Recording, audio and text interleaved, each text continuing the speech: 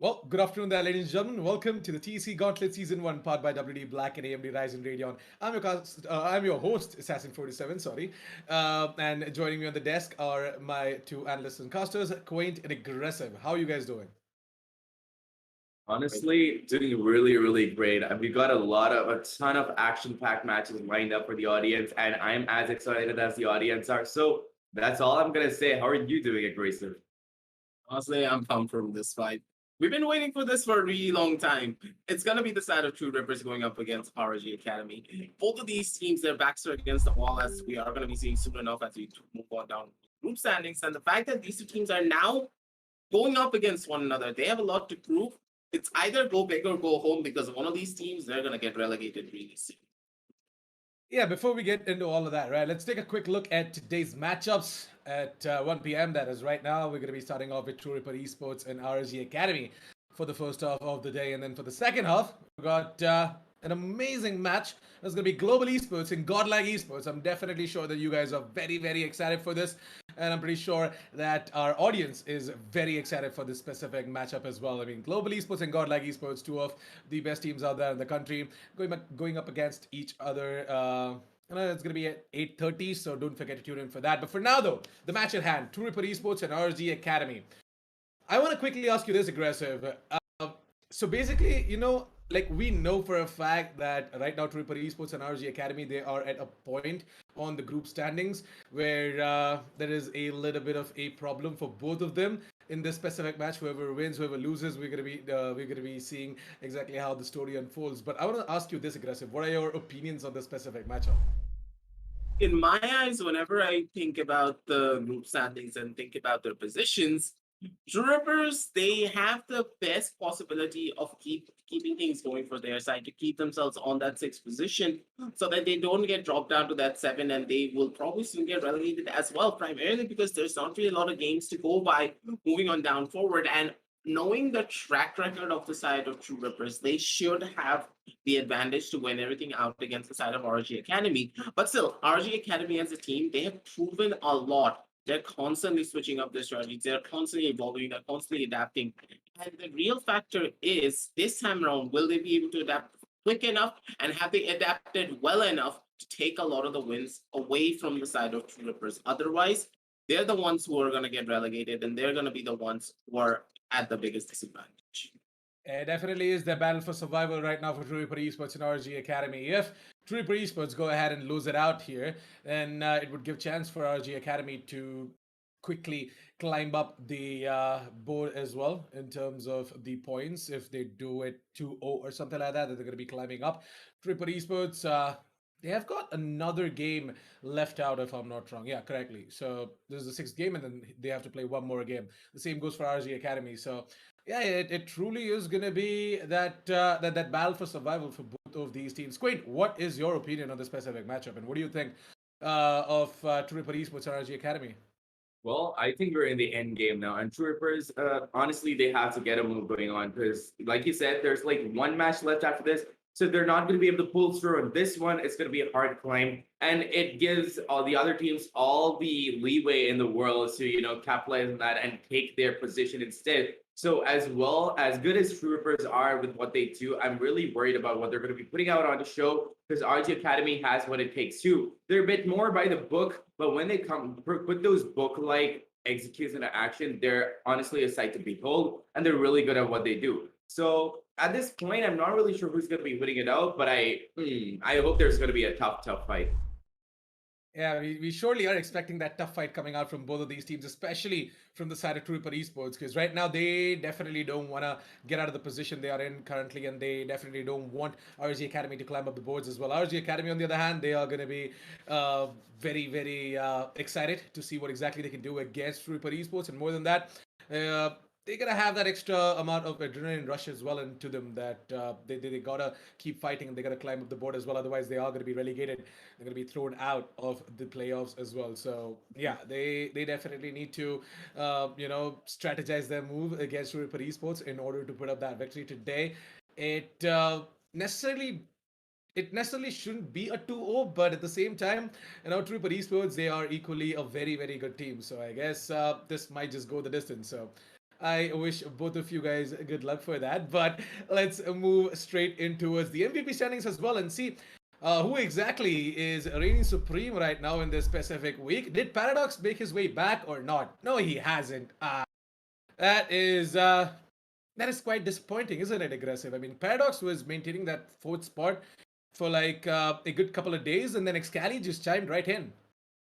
Yeah, the fact is that Paradox is he has been having a little bit of trouble when it comes down to his consistency. He's not been able to perform as much in his previous matchups, so it's kind of understandable. A team can always go through its ups and downs, but at this stage, you cannot have that happen to you because now it's your do or die. It's either go big or go home. Literally, and at that stage, when your standing position is on the line, you need to show up massively. And the fact that you're not here on the MVP standings, not really that big of a deal because you can always come on back, as we know for a fact that he is that type of player who has that explosive fragging potential, but he just needs to unlock it and come back with a lot more consistency. But Excali, he really does deserve this position. Yesterday's matchups for his side was absolutely beautiful. He came out on top every single engagement that he took. And hey, yesterday's analyst desk, I already speculated the fact that probably Excali is going to take that number 4 position. And as we can already see, he took it away and he's trying to go up even higher, and higher. That's true. Yesterday's match was definitely a banger one, right? Like we all expected that to go into the favor of Samurai Esports, but at the same time, not in that fashion, though. It was a 2-0. But moving on towards today's matchups, right? The MVP standings, we just had a quick look at it as well. And we do know for a fact that nobody can dethrone Deathmaker for now, though, from getting that SN850 SSD from WE Black. You guys can get one yours too. Links down in the description below. But yeah, like it's gonna be very difficult for all of these other players as well to just go ahead and dethrone Deathmaker. Deathmaker is just shining brighter right there. And today he has got a game against Global Esports. So again, more chance for him to keep on adding up to that stats and just go ahead and grab that SN850 as well from WE Black. But Quaint, I want to ask you this. As we move on towards the team intro for Team Trooper Esports, I want to ask you this. What do you think about Trooper Esports and what are you expecting out of them against ROG Academy today?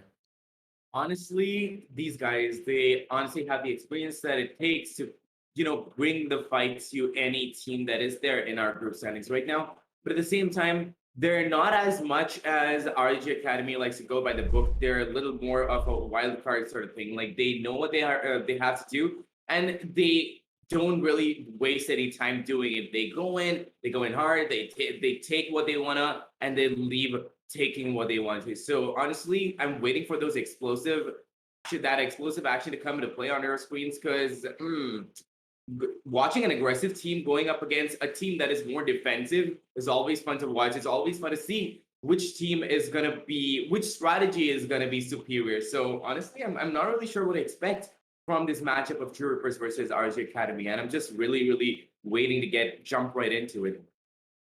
I mean, more than battle of survival, it's also the battle of the young bloods out there in the server, right? True. Like both of these teams, they are pretty damn close when it comes down to their raw potential, when it comes down to their aim, when it comes down to the way they gather information and play off of it as well, capitalize the utilities that they're using as well. So everything just comes really, really close. And I guess True Ripper Esports, they have a little bit of an edge, but at the same time, ROG Academy, they have been consistently putting up the numbers as well, especially in terms of the frag department, though.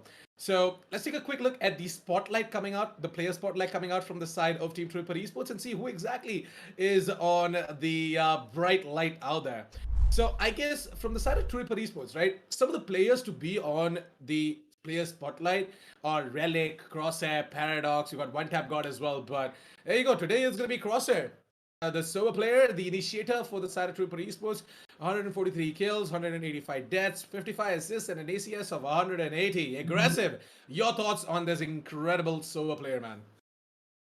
This guy is on another level when it comes down to his pure raw fragging potential. Let's just not talk about the fact of his utility uses. Let's just only talk about his raw aim. This guy single-handedly turned around rounds where it was stuck on a 2 versus 5 hard stuck situation. He was getting pushed by 3 people, and he just whips his mouse around constantly, just tapping people in the head every single time, taking it down somehow to a 2 versus 2 situation, and then his team is able to clutch out the round. That's how good Crosshair is when it comes down to his raw mechanical skill. And once you pair it down together with all of his raw utility usage, his lineups, his recons, and of course his Thunder's Fury, it's just so beautiful the way he's able to coordinate his team and get his team a lot of those different advantages. And going up against the side of RG Academy, he needs to pull off the exact same strategies, because right on the other side, it's going to be Rio waiting for him. And we know how good Rio is on that Solas. Yeah, it is going to be Rio versus Crosshair. That duel is something that we want to see. Who exactly is going to be the one to gain more information? Who exactly is going to be the one to go ahead and ask that duelist to take up the fight based on top of that information gathered as well? So it definitely is going to be that individual one-on-one that we want to see, Rio versus Crosshair. But more than that, Quinn, your thoughts on Crosshair? Honestly, I can't really add anything more to that because this guy is, like Grace said, on another level. But yeah, again, the aim potential is so much there, so much so that honestly, Silva is one of those initiators that you don't have to work a lot with your abilities. Like you have your recon dart, get the information, you get your gun out, and you start fragging. And honestly, Crosser is aware of that, and he does exactly that. Uses his Ultra to get the information at the right time, uses recon darts exactly like he should be doing them, and those shock dart placements are so on point. So that's all I'm going to say about Crosshair. It's going to be Crosshair going up against Rio. It's going to be fun to see with Silva. It's going to be coming out on top. That's true. That's true. That's completely true. Looking forward to seeing what Crosshair can do today, and if he can just live up to all of these praises coming out from us, gentlemen. But moving on towards the team intro for Team RG Academy now. Now RG Academy, they are a team that are formed of so many aim stars out there, right? You see Clouda, you see Glyph, you see Rio, you see Hoax, you see Trance. I mean, ROG Trance, this guy. Such an amazing controller player out there, isn't he? Aggressive. I want to ask you this, RG Academy, your thoughts and how exactly they're going to be faring up against Troopers today. Honestly, I'm firstly going to be looking towards the side of Clouda, because Clouda is Yeah. that one Who player isn't that we. looking? Who isn't looking towards Clouda? Tell me. Yeah, honestly, this guy, we all know for a fact that he is absolutely dangerous. He is a mean bean headshotting machine for a reason. Every single time this guy sees a head, he's gonna pop it almost instantly. But at the same time, Clouda, he's one of those players that really does suffer when it comes down to the terms of consistency. And I can speak about this, about the side of RG as a whole as well. They suffer a lot of from the different types of consistency problems that they do have. Sometimes it feels as though they're absolutely indestructible. There is no way to stop them. They're able to rush down multiple different sides. They're able to take side control. They're able to play together as a team. They're able to go in for trades. But at other times, it feels as though they feel much more disconnected. They are not able to coordinate together as much. And I'm really hoping that they are finally able to come under the banner together. play around a lot of their utility a lot more properly. Because when it comes down to the individual skill, all these players are extremely talented, but they need to try and mix those talents together into a proper cohesive unit. Otherwise, going up against the side of True Rippers, individual skill is not going to be winning you out on every single one of your different engagements. That's true. Not gonna lie. Individually, they are all gifted and they are all, skilled. But then again, sometimes RG Academy, we do see moments where, there's a lot of miscommunication happening, information is not being relayed properly, and that sort of leads to their demise as well. So let's hope that RG Academy today aren't going to be making those mistakes. And let's hope Clouda and Glyph, they all know when to hit the brakes as well and not just go in full bam against True Ripper Esports as well. Because True Ripper Esports, they are aggressive in their own way. But moving on towards the player spotlight now coming out from the side of Team ROG Academy, I want to see who exactly is going to be that player who's going to be standing out from their side. And I want to ask you this, Quaint. What do you think about our insanely talented Jet player, Mr. Hoax? Honestly, 139 kills, 186 deaths, and honestly, any Jet main in our tournament just shows us what it means to be actually playing Jet. Although a lot of people think that when you are playing Jet, you are supposed to have a lot of kills, very few deaths, but it's never like that. It honestly depends a lot on your team because all you have are like a couple of 3 smokes, honestly, to work around with, which don't even stick around by your side that much. And it also is really, really expensive right now, Assassin. So the fact that this guy can manage this sort of a statistic with that Jet is really, really insane. And honestly, props to him because he's one of the best Jet players out there. And he contributes to his team so well because it's not even just that. He contributes to his team, but his team gives back to him, which is why I like RG Academy. They play by the book and they put in their coordination. Their communication lacks at times, but then the only thing that is lacking in RG Academy is the fact that they play it by the book a bit too much and they start becoming predictable. So let's see if they can come up with those bamboozle plays. And if they can, it's going to be really fun to watch. But Oaks himself, this guy's just a meme killing machine up there with Clouda, if you know what I mean. True. Hoax is definitely, I mean, his plays are as beautiful as he looks as well. But yeah, that was just a little bit of a compliment right there. Hooks, you can take it. You don't have to DM me. But anyways, moving on towards the question for aggressive now. Aggressive. What are your thoughts on ROG Academy? Going ahead and giving out a tough fight on True Ripper Esports, and how exactly can they do it as well? Like the narrative is sort of like the battle for survival, but more than that, we both know that these guys are equally skilled in terms of most of the departments out there, whether it be fragging, whether it be strategy. But ROG Academy, they sort of have got a little bit more when it comes down to their strategy, right? They are a they're a far evolving and adapting team as well. So I want to ask you this: how exactly do you think are they gonna go ahead and dethrone True Ripper Esports from the position that they have held on the group standings today? Before answering though, let's just quickly move on towards the map veto and figure out the map so that it becomes easier for you to just go ahead and give a visual representation as well. Yeah, this is what I wanted to highlight first before I tried to break down what the side of RG can do. Primarily because we need to see the maps. We need to see which place are they going to be headed at the very beginning. And the fact that True Rippers have picked up Ascent right at the very beginning stages of the let go basically means that RG, they have a really, really, really good chance of taking away map number 1. And if they're able to take away the whole map away from the side of True Rippers, that's going to give them a massive advantage moving on down forward. Because statistically, ROG, yes, they have a hard time when it comes down to the map of Ascent. Yes, they are not always able to close out this map in a very convincing fashion. But the thing that they are always able to do is keep the map of Ascent close and take it to overtime almost every single time.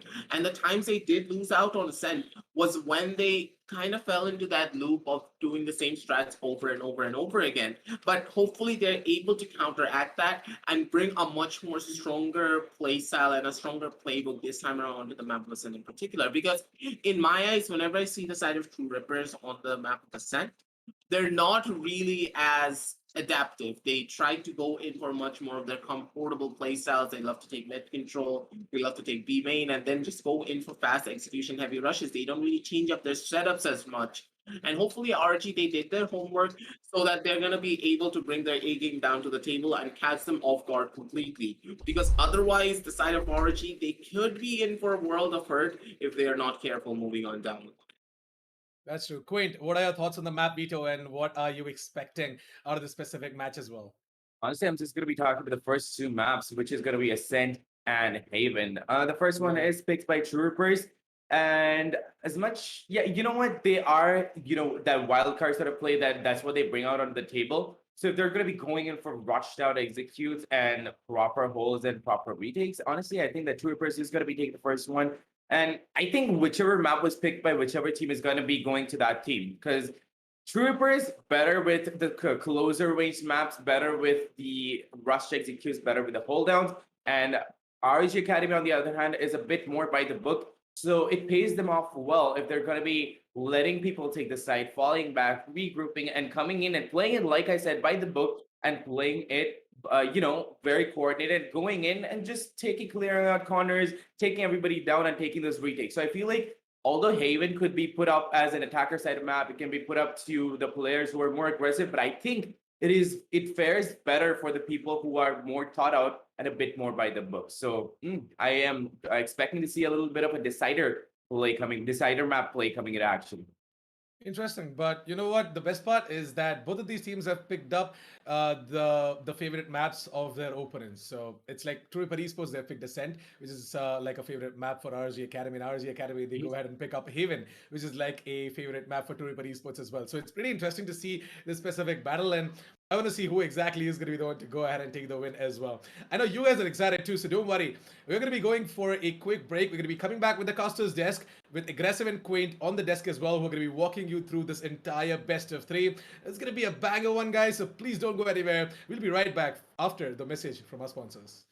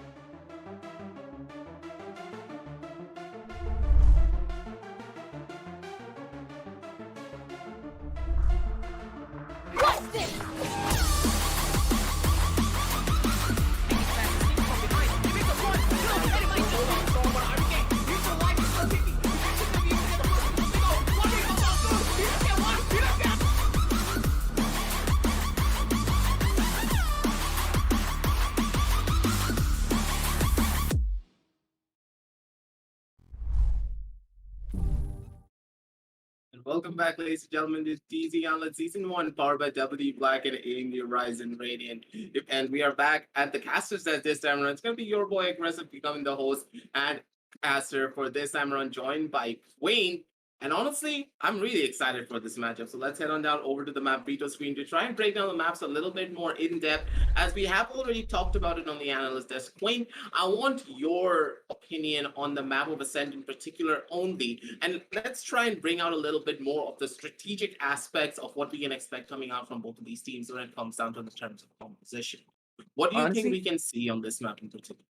To be honest, like Assassin said, these are maps that are being picked by the opponents. Like True Rippers picks up Ascent, but it's kind of like, we know that it's kind of a favorite for the RG Academy side. Haven was picked up by RG Academy, but it should be favored by True Rippers. But I feel like these teams have grown stronger in their opponents' home grounds. I feel like it's been a little bit of a switch up where True Rippers is now going to be homing in on Ascent and RG Academy is going to be homing in on Haven, because they realize that their playstyles are better on their respective maps. True Rippers with that more aggressive playstyle, with that burst of an entire rush, would be better on the map of Ascent, while RG Academy with their bookish kind of playstyle would be better on the map of Haven. But anyway, what else can I say about them, you know? True Rippers, they're just having a little bit of fun on the background with all the jets just chiming on in. But at the same time, I really want to see a couple of more different plays coming on down from the side of ROG. The fact that like they always have that one singular competition that they always default onto, being that Killjoy Phoenix Jet, Astra, and then the Sova. I hope for something a little bit more different, but I don't think that RG is going to be going anywhere other than the comfort-based meta. And it's going to be Trans actually opting to go in for that Omen. And I really want to ask you this point, because it feels as though after the recent changes to Astra, with her gravity wells and her stuns being 23 seconds instead of the usual 12 seconds, a lot of the different teams have now just shifted away from the Astra and are going back to the Omen. You're going back to the Omen, they're going back to the Brimstone. Yes, you are so right.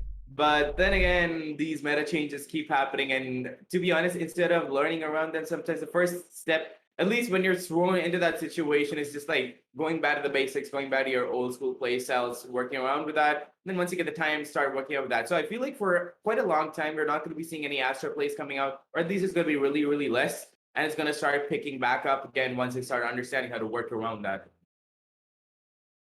I completely agree with you. But at the same time, on the map of Ascent in particular, one of the main problems that I always see is that picking up that Omen here in particular, you're not really getting a lot of value. Yes, you're able to play in a lot more of those dynamic fashions. You don't really need to play safe. You can play aggressive. You can get away with a lot of the different plays that you could not have gotten away with if you were playing that Astra. But at the same time, not having that Astra utility on your side, even if it is like that on a 13-second cooldown, 23-second cooldown, it's just so crucial to not have it. And the fact that ROG Academy have that on their side in comparison to the side of True Rippers, this could be the deciding factor, because not only do True Rippers not have a flash on their side, they also don't have that Astra. I honestly would have liked to see a little bit of a Brim action coming in, even if they're not going to go in for an Astra. But nonetheless, we're not going to be seeing that. What we are going to be seeing, ladies and gentlemen, is the first round coming into play. And off the bat, like I said, we are going to be seeing True Rippers starting off on the attacker side, which is honestly what they should be preferring on the map of Ascent. They're taking it super slow, clearing out the corners along with their teammates, just trying to figure out where everybody is. But little do they know that Clouda is going to be holding that corner with a frenzy. He does manage to get a couple of kills. Picks up a third, even though he's blinded. Grant and Rio pick up the pace, get the last 2 kills.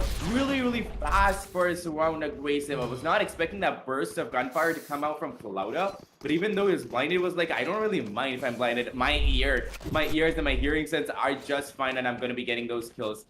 Really good setup from them over there, but at the same time, I feel like it was a bit too much rush out by the side of Troopers. Then again, it's just the first round aggressive. Yeah, it's the first round, so things are just going to be slowly going down. But at the same time, that rush was a little bit too quick.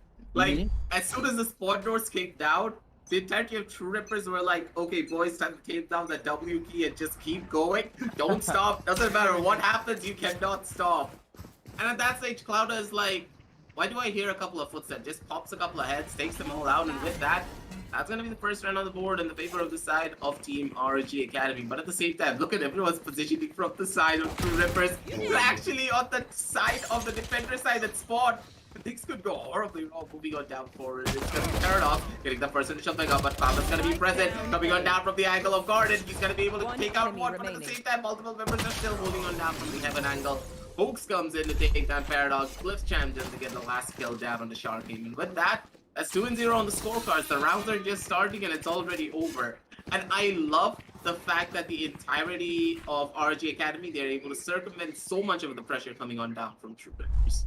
I honestly would put a lot of that on Kalauda because that guy's presence of mind is just insane. 5 kills, 0 deaths. He doesn't even need the information. He just knows where everybody's going to be coming in. It's almost as if there's a recon dart in his own mind and it just starts pulsing out every time somebody comes at him, right? So we are going to be seeing a partial buy coming in from the side of ROG, but then True Rippers finally on their full buy are looking to bring in that gunpowder to get this round onto their side, and they try to go in, but no, the hot hands positioning by Kalauda was also beautiful, and he capitalized, he pushed it through with his gun, and he got that kill. Brings it down to a 4v4, and now True Rippers realizes that they can't be that aggressive anymore. But on the other hand, ROG Academy, understanding that they're being stronger right now, are going to be going in for that push, which is not the wisest of choices in my opinion, but in this round is warranted because they realize that they're going to be going in for a rotate. Trance tries to flank them by going down the lobby, but he realized that the trapwire was going to be giving out his location. He really can't do anything about it. He's going to be falling back, but True Rippers on the other hand are going to be taking the A side again. They come out onto tree room. Hoax tries to get a kill, tries to dash out, smokes it out, but he's going to be taken out through smoke anyway. True Rippers honestly shining through with their new guns. They're flashing new guns. They're going to be getting those kills aggressive, and that spike plant is going to be going down, setting up the retake scenario. A little bit too over aggressive when it came down to that position and that defensive hold. And Holtz, he had to pay the ultimate price for it with his own life because there was no one really holding down from the side of a short, and that's what's really going to be hurting them down in the long run because now in this 2 versus 4 situation, not really a lot of time to work with as well. A couple of shots going on down in, and no first initial pick already, and things are just looking quite more darker down for the side of ROG Academy. Not really a lot of time to work with. It's going to be Relic getting that first initial kill down on the video. Cliff's going to give it good for 1, but not more than that. Sharky comes on in from the sidelines to take one down out, and that's going to be 2-1 on the scorecards already, ladies and gentlemen. And with that, Quaint, it feels as though the side of True Rippers, they know exactly what to do. They are playing it slow, they're playing it smart, and they're taking the fight step by step against the side of ROG. They are. They didn't let them have the bonus round, but at the same time, ROG Academy knew that they can't really, they don't really have to be winning out the bonus round, so they had to take close range fights, which is why they didn't fall back, even though that rotate came in. They knew that the rotate was coming in. Once he figured that out, Host honestly tried to dash out, but he also wanted to get those kills, and that's all that mattered. They wanted the money to come onto their side. That was a really good round from both of the sides. But let's see what is going to be happening on this side, because Kalauda has popped his ultimate, and he's looking for kills. He does manage to get one, does whiff a little bit, but gets it nonetheless. That is going to be on their advantage, because that initial frag and all that information given out on A-Mid was all he needed. But True Rippers Master over here coming in with a cheeky flank on B side, does get a couple of kills, opens up B side for his teammate, and all his team has to do right now is rush in, plant the spike, and just call it a day. They just have to hold really good after plant positioning, and that's all they need. Now the rotate and the retake scenario is going to be coming up, but the spike hasn't been planted yet. I'm not really sure who it is on, but that spike hasn't been planted right now. But Relic, just beautiful presence of mind, just sprays Cloud out through that smoke, brings it down to a 2v4, looking super strong here, True Rippers right now. They're waiting for those picks at this point. Master just popped it. Oh, spike plant does come in. Aggressive. I don't really think that Trans can be doing anything over here. And as I'm saying that, Relic is going to be taking him down, putting up the second round on the board for the side of True Rippers. 3-2, really neck and neck aggressive. Not much that you can say. But then again, good rotates coming in. Good stuff. Good rotates coming in from True Rippers. Yeah, I have to give the Masters to understand that, hey, with a lot of pressure being already created towards the side of A main, that's basically going to circumvent a lot of the pressure from the side of B and divert the attention of all the members of the side of RG over to the other side. Basically meaning that, hey, Masters, he had the perfect opportunity to just go in for an immediate push, catch one of the members off guard, and hey, that second kill was just icing on the cake pretty much at that stage. He had no business getting that second one, but of course, it's Masters, ladies and gentlemen. He's going to be getting it all the way, but at the same time, look at the Lakhs position. It's going to be Cloud at this time or this round, tapping out in one for himself. Crosshair gets the double. Relic chimes in with another kill for himself as well. And with that B-sack just ended up in a horrible way, ladies and gentlemen. Masters is going to get one more kill down on the Hulks. And with that, Rio, last member remaining, and I think that, yeah, he disconnected. He's slowly but surely walking him down forward. Oh, there no, he's back. He's back. Okay, that was a shocker, because honestly, if Rio went down like that, that would have been a major F situation. I hope he can get at least one kill, but no. Master is going to be denying him that too aggressive. Master is honestly the master of that gun right now. Is going in, is going with the flanks, is going in with the aggressive pushes that honestly RG Academy is not expecting, and he's picking up on that. He's just planting bullets into the entirety of RG Academy at this point, and although RG Academy is being able to hold it off to an extent, what I'm seeing from True Rippers is exactly what I like to see on the map of Percent. You go in as a team, you get as many frags as you can, and then you fall back. You understand where everybody is, and then you fall back. You go in for the rotates. But whatever you do as a flank, you either send one out as a flank, or you as your entire team flank, and that is exactly what True Rippers is doing. They're going in as a force of nature, and it's really working out for them. RG Academy, however, has to do the same thing. They have to fall back together, like hold the sides together, and like take the sides back together. Nonetheless, I hope we're going to be seeing that as the next round is going to be coming into play. Paradox looking to get some kills, has got his Blaze Storm out, but has whiffed a few, so he doesn't really have those Blaze Storms left to work around with, but he does have a really beautiful gun to work around with. Master over here, again, as always, cheeky flanks, just playing that flank game right now, waiting for somebody to come into the crosshair, and he's just going to be taking them right out. It's kind of a spread out play right now, but I don't really think it's going to be working out for them, because I really feel like True Rippers is stronger when they're together, because their crossfires are insanely good. But nonetheless, RG Academy are a little confused. They have no idea where True Rippers is, and all True Rippers has to do right now, aggressive, is push them in the wrong time, and RG Academy is just going to come crumbling down. No, Cloud, I think he's getting a little bit too overzealous. He made that push happen a little bit too early, but he just gets one out instead. He's trying to go in for a couple of plays, jiggles out that corner, and Paradox didn't really need to take that shot. That's gonna hurt quite a lot, because now True Rippers, they are hurting when it comes down to the level of HP that they do have. But Paradox is actually gonna be able to get a drop down kill down on the cliff. Crosser comes on it from the sideline, gets another one for himself. Rio and Cloud, they're gonna be the defenders. They're gonna be the holders of this entire side. They're gonna try and survive. They're gonna try and make this hold happen. But Crosser and Sharky, they make that difference. They're gonna be able to shut down to Relic. That lurk holder is gonna be beautiful, and even though the side of True Rippers were at the biggest disadvantage possible, it was the side of ROG.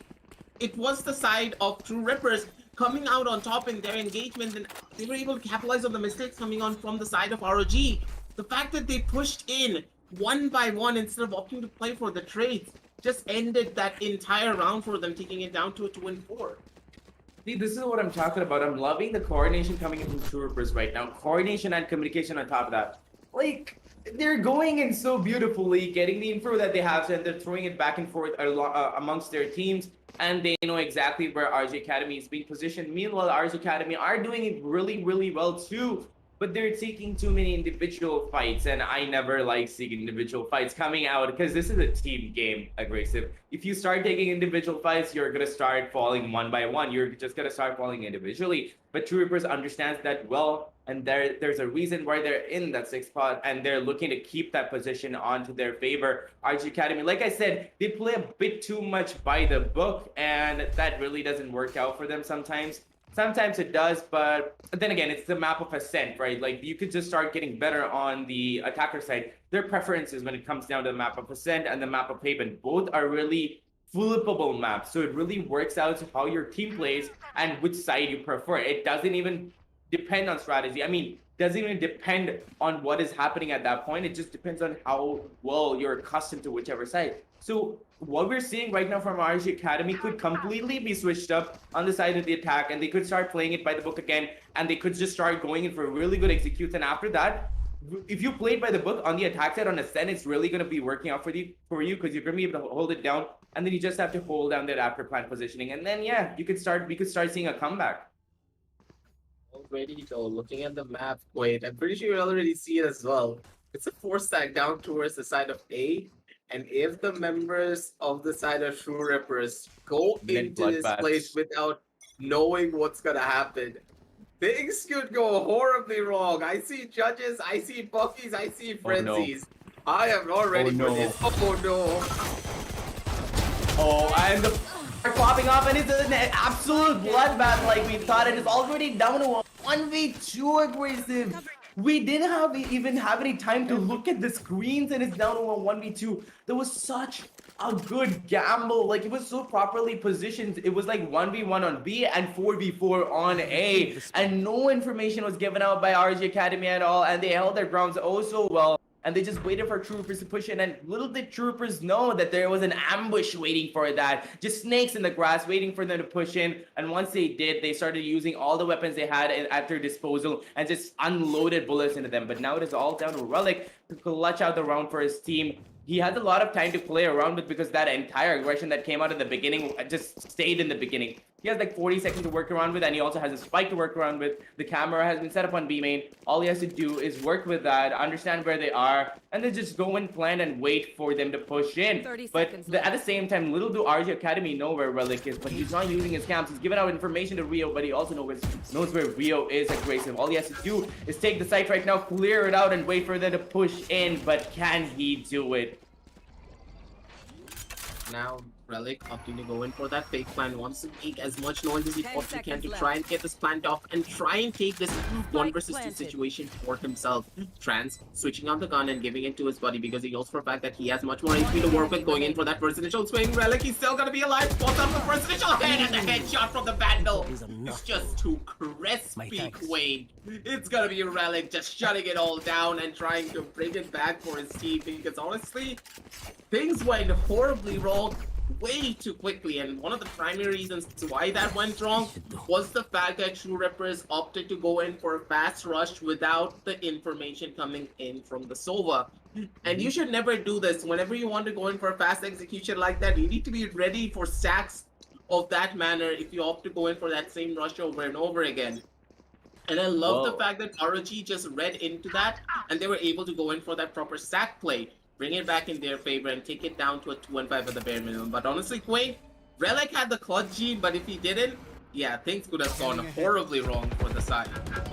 True. Well played, but oh my god, Rio now has all the information in the world and I know what to capitalize on, and he gets that kill on Master. And he also has tagged out Paradox so hard. Honestly, Rio, he doesn't even care about that wall at this point. All he has to do is just keep spamming through that, and the entirety of Troopers is just gonna start going down 1 by 1 aggressive, and they finally understand that they have to be pushing. Oh no, Paradox gets tagged too. Yeah, and Paradox gets tagged to 3 HP aggressive. Really sad for him right now. They went back at the wrong time, and Rio must be feeling so proud, but he doesn't know how much damage he's done. He doesn't know how much he's just exploded on the True Reapers without even seeing them, and that is gonna be working detrimentally to TR right now, because they have to be going in for a side take, and all they have to work around with is 4 players and 3 HP on Paradox over there. I'm not really sure if they can pull it off, but once they go into that execute, if they give out even 1 head and even a little bit of information, RG Academy is going to be coming in like with the storm and is going to be capitalizing on that. Clouda gets that first information, and that's a really unsafe position to come out with that ult from, but he does manage to get the kill. Tries to go in for that second, and he does manage to get that second. 13 seconds on the clock, and Troopers has to be getting up their game right now. They have to be going for that spike plan. Otherwise, they're not going to be able to get that round at all. 2v4 situation looking really good for RG Academy right now. And another kill is going to be coming in from Clouda. And the final is going to be coming in from Hoax Aggressive. Such amazing execution. But like I said, at the same time, these guys are really matching their skill levels. And they're bringing out communication that I've never seen before. And Troopers, just an F, man. This round, honestly, hats off to you, Rio. You have to give it to that Rio, man. Like, I was wondering, why are you so excited all of a sudden? Then I was like, wait, let me just press my tap button. And then I see the Odin in the hand of Rio. And I was like, oh, now I get it. Things are just gonna get a lot more spicy. And Rio's like, yeah, I have that game sense. I have my locks enabled. He just pops the head clean off the shoulder of Shargape, and he was just not ready for it. And with that first initial kill going in their favor, things already started flowing for the side of ROG. And with that, they're going to be able to stabilize. They're going to be able to bring it back in their favor once more, just a tiny little bit. 3 and 5 on the scorecards. But with that first initial kill already going on down, it's just going to be an execution moving on down to their end. Rio opting to go in for a couple of shots. He's going to be able to get those 2 tags off, and that's going to be massive. A good amount of damage being already caused by the side of the defenders. And with the shock darts now raining on in, they want to try and get as much information and as much value as they possibly can. But Rio with that Odin, he's going to be going ham down on towards the side of Underhell. And the shock darts are going to be raining on in down from the sidelines as well. Cloudo's going to be able to chime on and get his kill down on the Paradox, but that's pretty much it. Crosshair's going to be able to pop one more, but Clouda, he's still alive, goes in for that immediate thing. Hopes comes on down from the sidelines. Rio from the side of Heaven gets another one down on the Masters. Last one remaining, going on down into 1v3 situation, opting to go in for a couple of shots, but that spray, it's just not going to reign supreme. That's going to be 4 and 5 on the scorecards, ladies and gentlemen. And honestly, Quaint, the rounds are just starting and the executions are so quick, but the retakes are just as quick as well. How do you break it down? How do you try and go that fast? But honestly, it's just incredible. I feel like the chink in the armor is a little bit on the side of Umbrella, because you see how he's left out for the, the collect situation every time. He always goes in for the other side to get the information that he needs, which is fine and all, but he's taking too much time to come back and regroup with his teammates, because that little one extra bit of health that would have come in from Relic, that flank, was all that True Rippers would have needed to take the round. But he's coming in a little too late, and I hope he starts coming in a little earlier, because if they start doing that, then they'll be able to start getting the rounds back, because their executes are also beautiful. And that raise push coming in from Master over there was just so impressive. Relic does try to get that recon dart out. I know, right? Rios is having the time of his life with that Odin over there. That recon dart is coming so much to his advantage. Relic does try to get that out, but no, he just fails to do that. That means that his location is going to be given out, and Rio obviously he's not going to waste any time. He has an Odin in his hand and no time to waste, and he just puts a few bullets into Relic. But nonetheless, we're going to be seeing an AT coming in for the side of True Rippers right now, but they don't have any idea that France is going to be deep inside, waiting for them to push, but then Master's going to be being the one with a better aim, takes out Trance, brings it down to a 4v5, looking really good for True Rippers right now. An equal trade coming out, Master and Hoax are just popping off. 2v4 situation, Hoax can possibly pull this off, gets a couple of kills, that's the decide, doesn't have the health to work around with, but he's going to be hopping it for his teammates, but no, that spray is going to be coming in, and he is going to be going down, putting the 6th round onto the board for the side of True Rippers. Good execution, well played, but it's still 4-6 aggressive. That comeback could be coming at any time. They feel like ROG Academy is going to be playing way better on the attacker side. Yeah, on the attacker side, their composition is just going to get a lot more powerful. Because at that stage, we know for a fact that they're much more of that composition-heavy team. They like to go in for proper executions. And as you always say, they're much more of that textbook-based team. And their composition really does reflect that as well, meaning that they'll become a lot more stronger moving on down the line. But for now, moving on forward to this round in particular, I'm really hoping to see a couple of more different changes in the strategy coming on down from the side of ROG Academy, because to try and circumvent a lot of these aggressive pushes and the level of map control that the side of True Rippers have, they need to change up their strategy just a tiny little bit, because their old Odin strat, it's not going to work out here, and I'm very sure that Rio, he doesn't want to go for that strategy. Honestly, at the same time, they got mid control down. ROG Academy left mid a bit too unguarded for my liking, and that means that Paradox is going to be able to go deep inside from Market. Oh my god, and he's completely the Sova has completely missed the fact that Paradox is there, but no, Clouda is going to be shutting him straight down. It's going to be like, even if you're there, even if I don't know you're there, I'm going to be taking you down. Master is in a really cheeky position on defender spawn over there, but Clouda has no idea. He knows that mid has been compromised, but he doesn't know where exactly. Master had the first information, but Clouda didn't stop moving, and he picks that kill up. Crosshair picks up a second on Rio, brings it down to a 3v4 situation, and the neural theft is going to be popping off, giving out to them all the information in the world that they need. 2v4 situation, not looking good for ROG Academy over here. And as I'm saying that, another kill is going to be coming out for Master. And Master just flying across the map, tries to get a kill, but Oaks is going to be the better aimer. Gets Master out, but Shark came is gonna be landing the final kill on Hoax. I feel like it was a bit too uncoordinated. Aggressive, well thought out. They went in for that mid control, but even though they got that mid control, they did nothing about it. They got all the information they had, but they didn't push in through. So I hope that True Rippers is gonna be understanding that they have to take it a little bit faster, like they were doing all of these rounds, because it was working out so well for them. Yeah, I completely agree with you here. Clouda, he had the perfect read. He got that kill down on Paradox, but he should have expected another player to be pushing on down from the angle of market, primarily because there was no one holding on down from the back end of spawn. And that's the biggest question mark in my eyes. The fact that they're playing so far spread out without any form of mid presence and only leaving an alarm bot, and even when the alarm bot got triggered, no one really came down towards the side of mid to establish a little bit of presence there, to establish the fact that, hey, we have players here, you need to get out, you are not getting into my lawn, stay in your place. And the fact that they're not opting to do that, what's really hurting them. I feel like it was a little bit of a fallout on the communication side because that KJ didn't give that information that ROG Academy needed. But yeah, it happens from time to time. It happens in a few rounds. We've seen that happen to the best of us. But aggressive. The best part is, yes, True Rippers had all the information they needed, and they had proper mid control. You know, they pushed up deep to the side. They had defender spawn control almost, and all they had to do was set up a crossfire game going on over there. And if they could have funneled in through that one tiny opening, gone in from both sides, and just backstabbed them to all eternity, and Clouda would not have even known what hit him. He didn't understand that defender spawn was given up, and he was holding B main so hard along with Sova over there. Even Sova didn't see that push coming in with that outrun. Paradox shouldn't have gone in for that, market push. He should have gone in along with his teammate into defender spawn and backed him up. But that is my point. They gave enough time to RG Academy to understand that, wait, it's too silent over here. Is it mid that is being taken? I completely agree with you. I love the game plan coming on down from the side of True Rippers.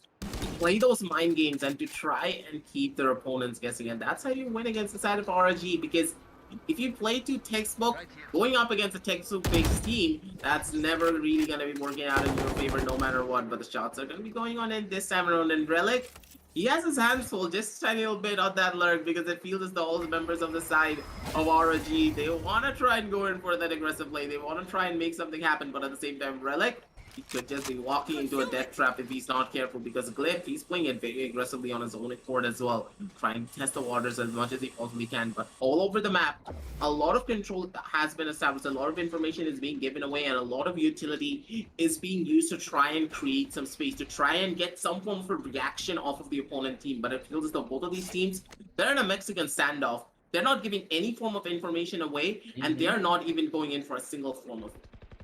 Yeah, and they're clumped up towards A side, and not even one kill has come up. But the problem I see over here is Relic. Relic honestly goes in for flanks, but I don't really see the need to. Master is going to be getting one kill at least, but he doesn't see the under heaven position. But nonetheless, he's going to pick up the kill in anyway. Tries to go in for that kill on Clouda, but Clouda is going to be mastering him instead. Gets that kill on Master. His ultimate is going to be running out, and he's in a really safe position on Tree Room over there. 2v3 situation could be taken by either side at this point, because both teams are really equally skilled at this point. Clouda, if he gets that first information, might be able to take Paradox down, but no, Paradox is going to be waiting to Queen with 1 HP, and Glyph whiffs, and Paradox doesn't. Gets that kill, and is all that a chance to collect his round out for his team, and that information has been given out, but it's been halved. Sova is just playing with the shot darts at this point, just playing with fire right now, but he doesn't know that it's been halved. It's gonna be coming in with the defuse. Oh no, Crosshair had no idea that that half had been stuck. Aggressive. Such an F moment right there. Yeah, that's gotta hurt quite a little bit. But at the same time, I thought that Crosshair knew, because after that recon ball went on down through, it already showed that Trance, he was already in the diffuse animation. And I think that Crosshair, he really did process that information during that time. And, whenever it's those plug situation, the comms are going to get overloaded. People are going to say, he's sticking, he's not sticking. He's sticking, he's not sticking. Don't go for a peek, don't do it. Yeah, it does happen sometimes. So, hey, no harm, no foul. It's still an admirable scoreline. 5 and 7 on the scorecards for the side of True Rippers to be at that advantage. But now moving on down over to the pistol round in particular, things are going to get a lot more simpler for the side of Troopers and also for the side of ROG. Primarily because both of their composition, when the side swap happens, it just gets a lot more easier down for both sides because now their compositional advantage is now in their favor once more. And now I'm going to pass you this question as we are on the timeout for the side of RG Academy as they try and stabilize themselves. That do you think that RG have that highest possible chance of taking the pistol round? Because in my eyes, the raw utility from the side of True Rippers are gonna be a lot more potent in the pistol round in particular. No, but at the same time, considering the meta change is right aggressive, I don't think they're going to be going in for a lot of utilities. They're going to be playing raw aim game just to get that money onto their side so that they can get the bonus round and they can get the spy, the specter round and the bonus round, and then they start rolling with that ice ball just going down the hill, turning into an avalanche, you know? So I don't really think we're going to be seeing a lot of utilities coming out from the side of Troopers, but if that doesn't come out at the same time, RG Academy playing it a bit too textbook-like might be able to take the first round, but I'm not really sure. Troopers are going to be aggressive. I'm very sure they're going to be aggressive, and look at that. Paradox is already pushed down A. He's waiting for Kalauda to come in, and it's a little bit of a split play coming in from the side of RG Academy. Not something that I like on the first round, because when you're sticking with pistols, right, you can't take multiple kills at the same time. You have to stick with your teammates, but that's not something that RG Academy is doing. They're going with the rest of the teammates, but Kalauda is just waiting here, just seeing who is going to be pushing. True Rippers, at the same time, I thought they were going to be aggressive, but Paradox knows that he has a shorty. He wants to get that one kill coming in on A main. And that kill is going to be coming anytime now aggressive because the entirety of RG Academy is going to be pushing up A, and Paradox has to be getting one kill right now, but he doesn't. He just dashes into the wall. And Rio's going to be picking up that kill instead. For revive situation, ladies and gentlemen. That first kill was honestly supposed to be the most crucial kill, and all the information in the world has been given out to Troopers that RG Academy is going to be going in for an A take. But since that information has been given out aggressive, you got to consider this. They might go in for a cheeky little bamboozle play, and that's exactly what they're going to be doing. They're going to be rotating all the way around to B side really, really fast. But that's enough time for True Rippers to know that that rotate is going to be coming in, so they should be getting a move on right about now. But no, they have no clue, and B side is left completely unguarded. Oh no, aggressive. Yeah, things are just not working out in their favor. It feels as though the world is pretty much against the side of True Rippers at this point, and it's going to be the playground for the side of RG Academy instead. As one by one, they're going to be able to make that rush happen. They're going to be able to get in position. And in this 4 versus 5 retake scenario, with all the members now piling on down towards the side of towards the side of defender side and spawn, this is just gonna be an absolute bloodbath. There's no way they can enter down through one singular pathway, and I always talk about this whenever it comes down to the retake. You need someone to come through the angle of market. If there is no one down towards the side of market, there is no way to enter down into that side because there are too many sidelines for you to cover, and with that, you can already see, ladies and gentlemen, what was the main issue. They all funneled in through one singular sideline. People peek them from the side of A, people peek them from the side of B main, people peek them from the side of Speedway, and it's just a literal bloodbath. As soon as they come running out of defender side, it's gone.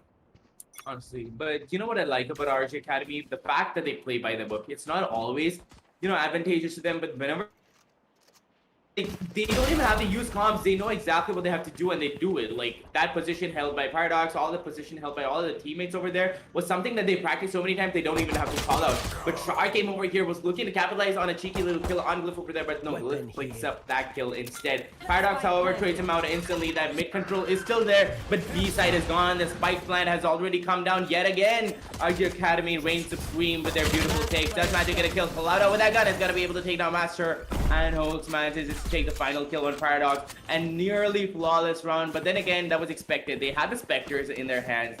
Aggressive. Not much that our two Troopers could really have done. But right now, they either have to, play really, really safe because they have their guns. If they start giving out their guns again, our Academy, honestly, they have the economy too, but if they pick up their guns, they'll be like laughing all the way back home because they'll have enough money for their shield and every one of their abilities. Troopers has to come out with a full buy right now, but ROG Academy, at the same time, they have a Vandal and a Phantom. Really interesting stuff. They're aggressive.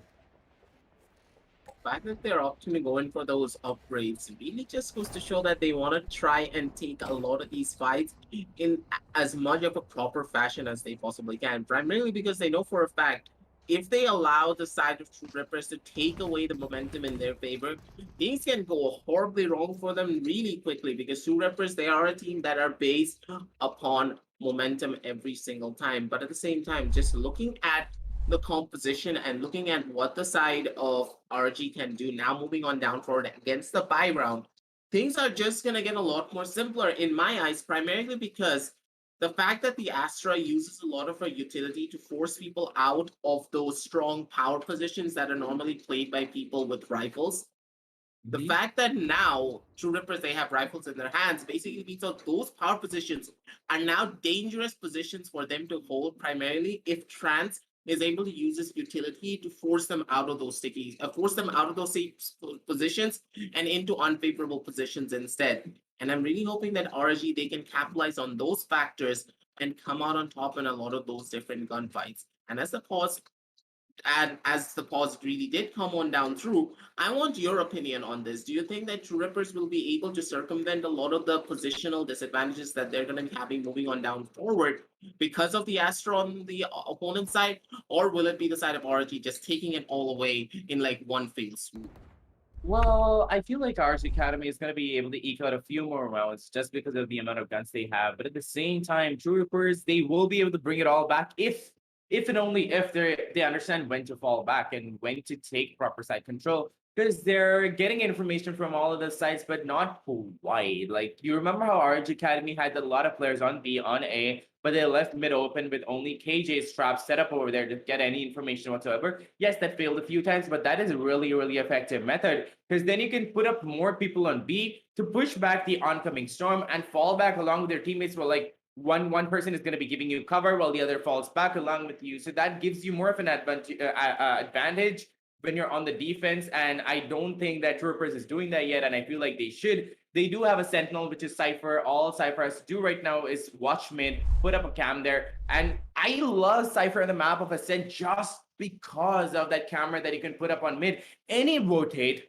any mid control, any sort of action and mid whatsoever can be completely taken by Cypher, and Relic should be working with that. So if they start doing that, then True Rippers might be able to get the information that they need and work around that aggressive.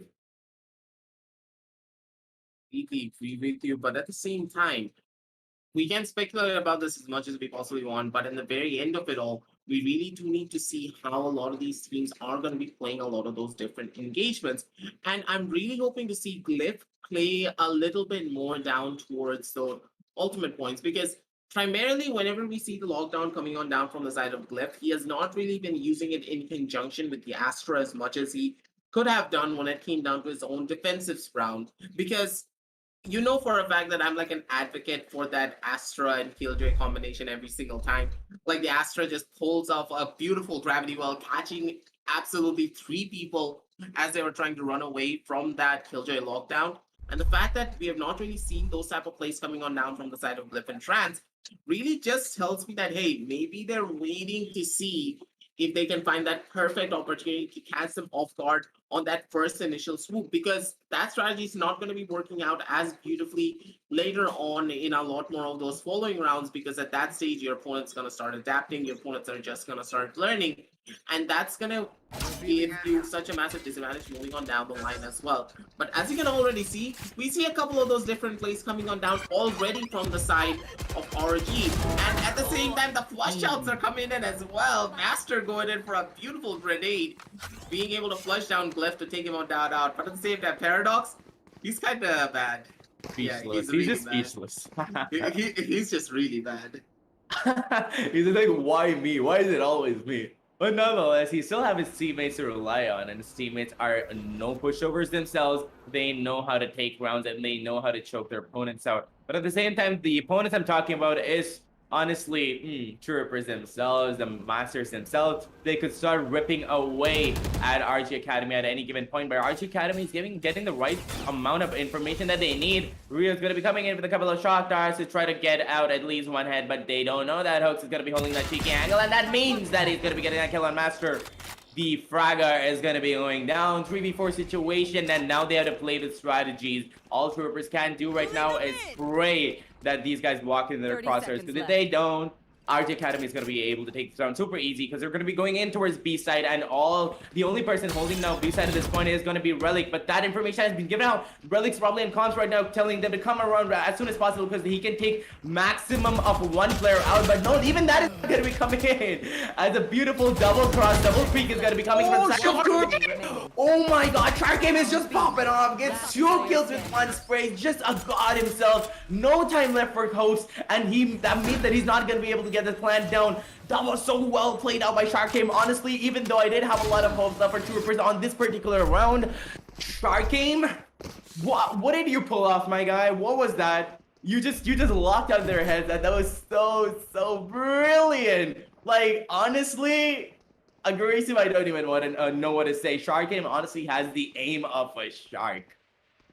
Yeah, that's literally what you call a Christmas miracle. He literally pulled out a rabbit out of his hat because there is no reason that the side of True Rippers should have won that. There was absolutely no reason whatsoever, but Shark Game, he pulled off the impossible with such a beautiful play of his own. And with that, that's going to be a massive morale boost coming on down from all the members of the side of True Rippers, because now things are just going to stabilize just a little bit more. They're going to be able to go in for a couple of their own proper plays. They're going to be able to go in for their own proper buys to keep the ball rolling on their court for just a little while longer. But at the same time, you do need to consider when it comes down to the terms of ego, for their side, they're still hurting, while all the members of the side of RG, they're going to be able to go in for proper full buys, proper armor, and of course, their proper guns. And it seems as though after taking that ultimate point, they get a tiny little bit of information, they get a little bit of utility out of the side of the defenders, and it's just a full set rush down towards that A side, because currently the A side is absolutely empty. And here is where the push is about to start for the side of ROG. Yep, and a beautiful flow in on A side over there. All the stars were just placed on the side of B to give out as much information as they wanted to, and that meant that A side is going to become left completely unguarded for them to take a tried and tested methodology, and sometimes it doesn't work, but then again, this time it did work out for the side of RG Academy. The spike plan has come through, the site has been taken down, and all they have to do is wait for True Rippers to walk into their crosshairs. But that may not be the case, because True Rippers honestly are gods themselves, and all they have to do right now is push in and start getting the kills. But then again, there's that cheeky nano storm coming in from Killjoy over there. That means that heaven position can't be pushed as easily. Shark Game can't pull out a Shark Game anymore. Aggressive. He has to push in with his team at this point. The positionings have been set up, and look at that. True Rippers is waiting for that entry to come in, and that entry is going to be coming in. Dart. They have all the information in the world, and they're going to be starting to get those kills. Those trades are going to be coming out. Beautiful teamwork and beautiful coordination, but that defuse has been denied by the entirety of RG Academy. Amazingly played out, and Rio was going to be landing the final kill. So well done by RG Academy, but at the same time, Troopers had the right idea in their mind. They went in as a storm, they went in as a team, they got the right amount of information, and this is what I don't see often. Look at that, Crosshair put in his recon dart and he went in along this team. So if other team, if you weren't gonna be doing that, the amount of kills that they got at this point, they wouldn't even have been getting that. So kudos to True Rippers at this point. Yeah, you have to give it to True Rippers to go in for such a beautiful play right at the very start. Like with a snap of a finger, they all rushed in together, and that was a really admirable effort. And at the very end point, the primary reason why they lost out on that one in particular was the man disadvantage, because it was Rio being that fifth man, being able to get that last final trade in their favor to make that difference. If it was down to a 4 versus 4 situation, you know for a fact that this would have been a round win for the side of True Rippers, but at the same time, Crosshair, aggressive push coming on down from him, is gonna be able to take down one, he's gonna be able to take down 3, he's looking for his spot! He's not gonna be able to find it. Hulks finally shuts down the rampaging monster known as Crosshair. But still, the damage is already done. This is down to a 2 versus 4 situation. And that Sheriff one tap and God, Crosshair. He can just put his arms up, put his legs on the table and be like, boys, I did my job, rest is up to you. Yeah, he's just like exactly what I was gonna say. He's just he's just gonna be putting up his leg on the table. He's just gonna be like, you know what, boys, we got him. And get him, they did. Honestly, Crosshair, they got him. So just activated himself and started getting kills left, right, and center. But then again, it is still Rio and Hoax left on the table. They could still be clutching the rounds out. We've seen miracles coming in through from the sides of RG Academy. But at the same time, it's True Rippers we're talking about. Shutdown might coming at any time, but Rio is going to be denying that. Rio gets a kill. Hoax gets another. But no, actually, Rio gets the other also. Hoax is going to be denied that kill. But But then again, it is going to be a hard eco round from True Rippers, so not a lot that they can be working around with. If they didn't pick up even a single gun, they can't really do anything at this point. Aggressive. Good after plan positioning held by Rio and Hoax over there. Doesn't mean that one kill is going to be coming in from Rio, the second is going to be coming in from Hoax with 20 points on his body left to work around with. Attackers, honestly, beautiful job done by ROG Academy. Puts up the 9th round onto the board. Really neck and neck right now. And honestly, I'm loving what I'm seeing so far. Because I've told you before that ROG Academy plays a lot by the book. And they are. But at the same time, right now, that micro control that you need, you play by the book, which means that you don't have to give out that much, calls. You don't have to IGL as hard, which means you have more time to work on yourself. And that is something that is good on the side of ROG Academy. But at the same time, I love how they're going in for that micro adaptations to their team play when they're going wrong. They're just adapting to whatever is coming onto the field. Completely agree with you here. And honestly, the way that they're able to take a lot of these different engagements and the fact that round in particular, they had no business winning.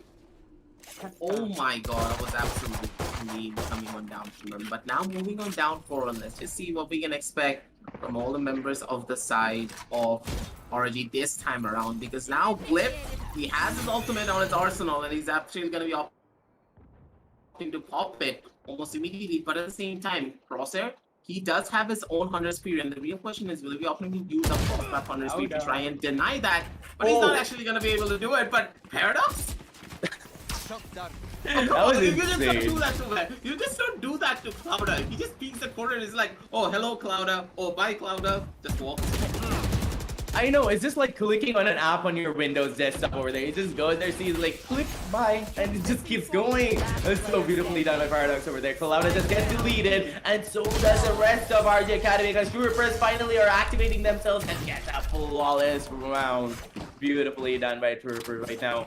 ROG Academy, like I said, bit too much by the book, right? Aggressive. They keep pulling up the stadium strategies, and Troopers are going to be reading right through them, and read through them they are. They now know what ROG Academy is up to. They're going to be coming up with the counter strategy. They're going to be going into the aggressive flanks, because that is how you beat ROG Academy. Once you know that they're going to be playing by the book and going for normal executes and playing in with their normal retakes, right? You fall back at the right time, you let them take the side, and you go in from the other side, going for the flank, because ROG Academy never expects that. I don't know why. When they're going in for a bamboozle play, they go in for B, then they rotate around to A, and they go in for that A take. They never expect a backstab to be coming in. I have no idea why, and Troopers, they figured that out, and they're going to be taking the fullest advantage of that.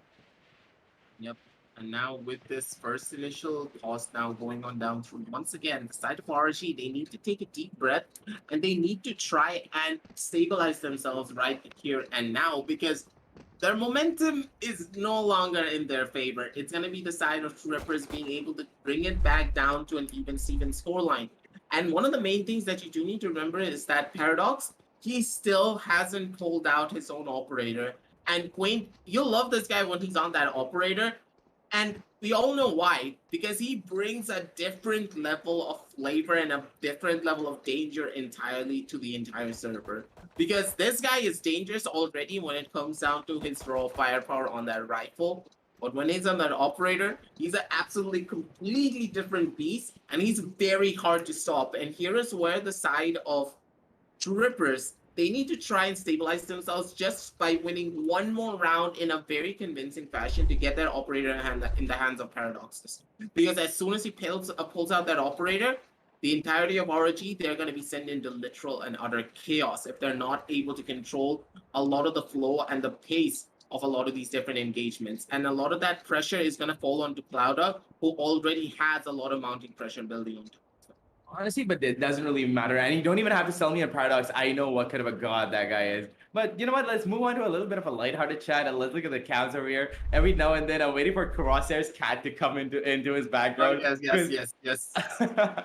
I feel like that is what is keeping him going on, you know? He's just like, good luck. The cat just comes in and he just starts popping off like that round that we saw over there. It's like a little bit of a good luck chat and amazing entertainment. Like, it's like bonus entertainment for us and the audience over here, because that cat is oh so cute.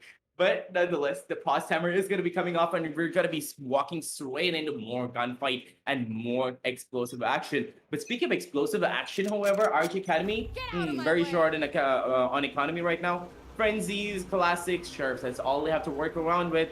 But then again, they can pull off miracles with those things. But Troopers, being the gods that they are, now that they've understood what ROG Academy is up to, they're going to be letting them take the sites, and they have the guns to take the round. But at the same time, if they looked at their economy at this point, they know that they don't have the guns to work around with. And if they do, they will be able to take this round off. Master's going to be holding a really aggressive angle over there, waiting for anybody, if anybody, is going to be pushing that high mid position over there. Master is going to be taking them down. But at the same time, ROG Academy is not going in for any take so far, but Master is going to be capitalizing on that. He gets a little impatient and he's like, you know what? I waited here for far too long. I'm going to be pushing up B-Link. He pushes up B-Link, gets a kill, but is instantly shut down by the likes of by the likes of Hoax, who has his Blade Storm out, gets a kill, which means his blades have been replenished, but it's a bit too slow from that side of ROG Academy. They have to get any information at all. Now, they're probably going to be going in for an A-take aggressive, but that information by that drop wire is going to be all that they need, but it's only Relic who's over there, but that's all you need. Relic pops up Ted on Glyph, and he has to be getting a second, but no, Hoax is going to be denying that 3v3 situation, and guns in their hand, aggressive. That's all they need right now. ROG Academy can honestly pull this off. Rio doesn't have a gun, but the rest of his teammates do. I mean, Kalauda does at least, and that's all they need. But let's see if Troopers is going to be able to take off the retake. Oh, now with the guns now being swapped on out left and right. It is going to be Cloudus giving out the gun away to try and save lives. Shark came though, a little bit of a massive whip coming on down from him.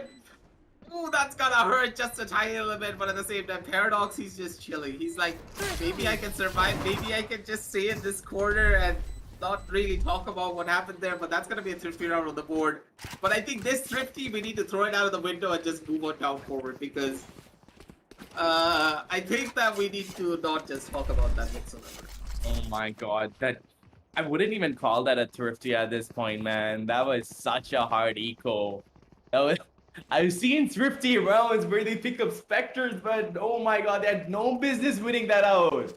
That was so beautifully well done by ROG Academy, and honestly, they still got it. They still got the game. They know that they're not going to be able to. They're not going to be giving up any information at all. 10-9 on the scoreboard right now, aggressive, and it could go to tip over to any side because Troopers, they're also changing up their, strategies to adapt with what ROG Academy is throwing at them. And at the same time, ROG Academy, once they realize that Troopers is catching on to them, they're changing up the strategies a little bit as well. So honestly, we're seeing mixed strategies coming out on the play, and I'm liking it.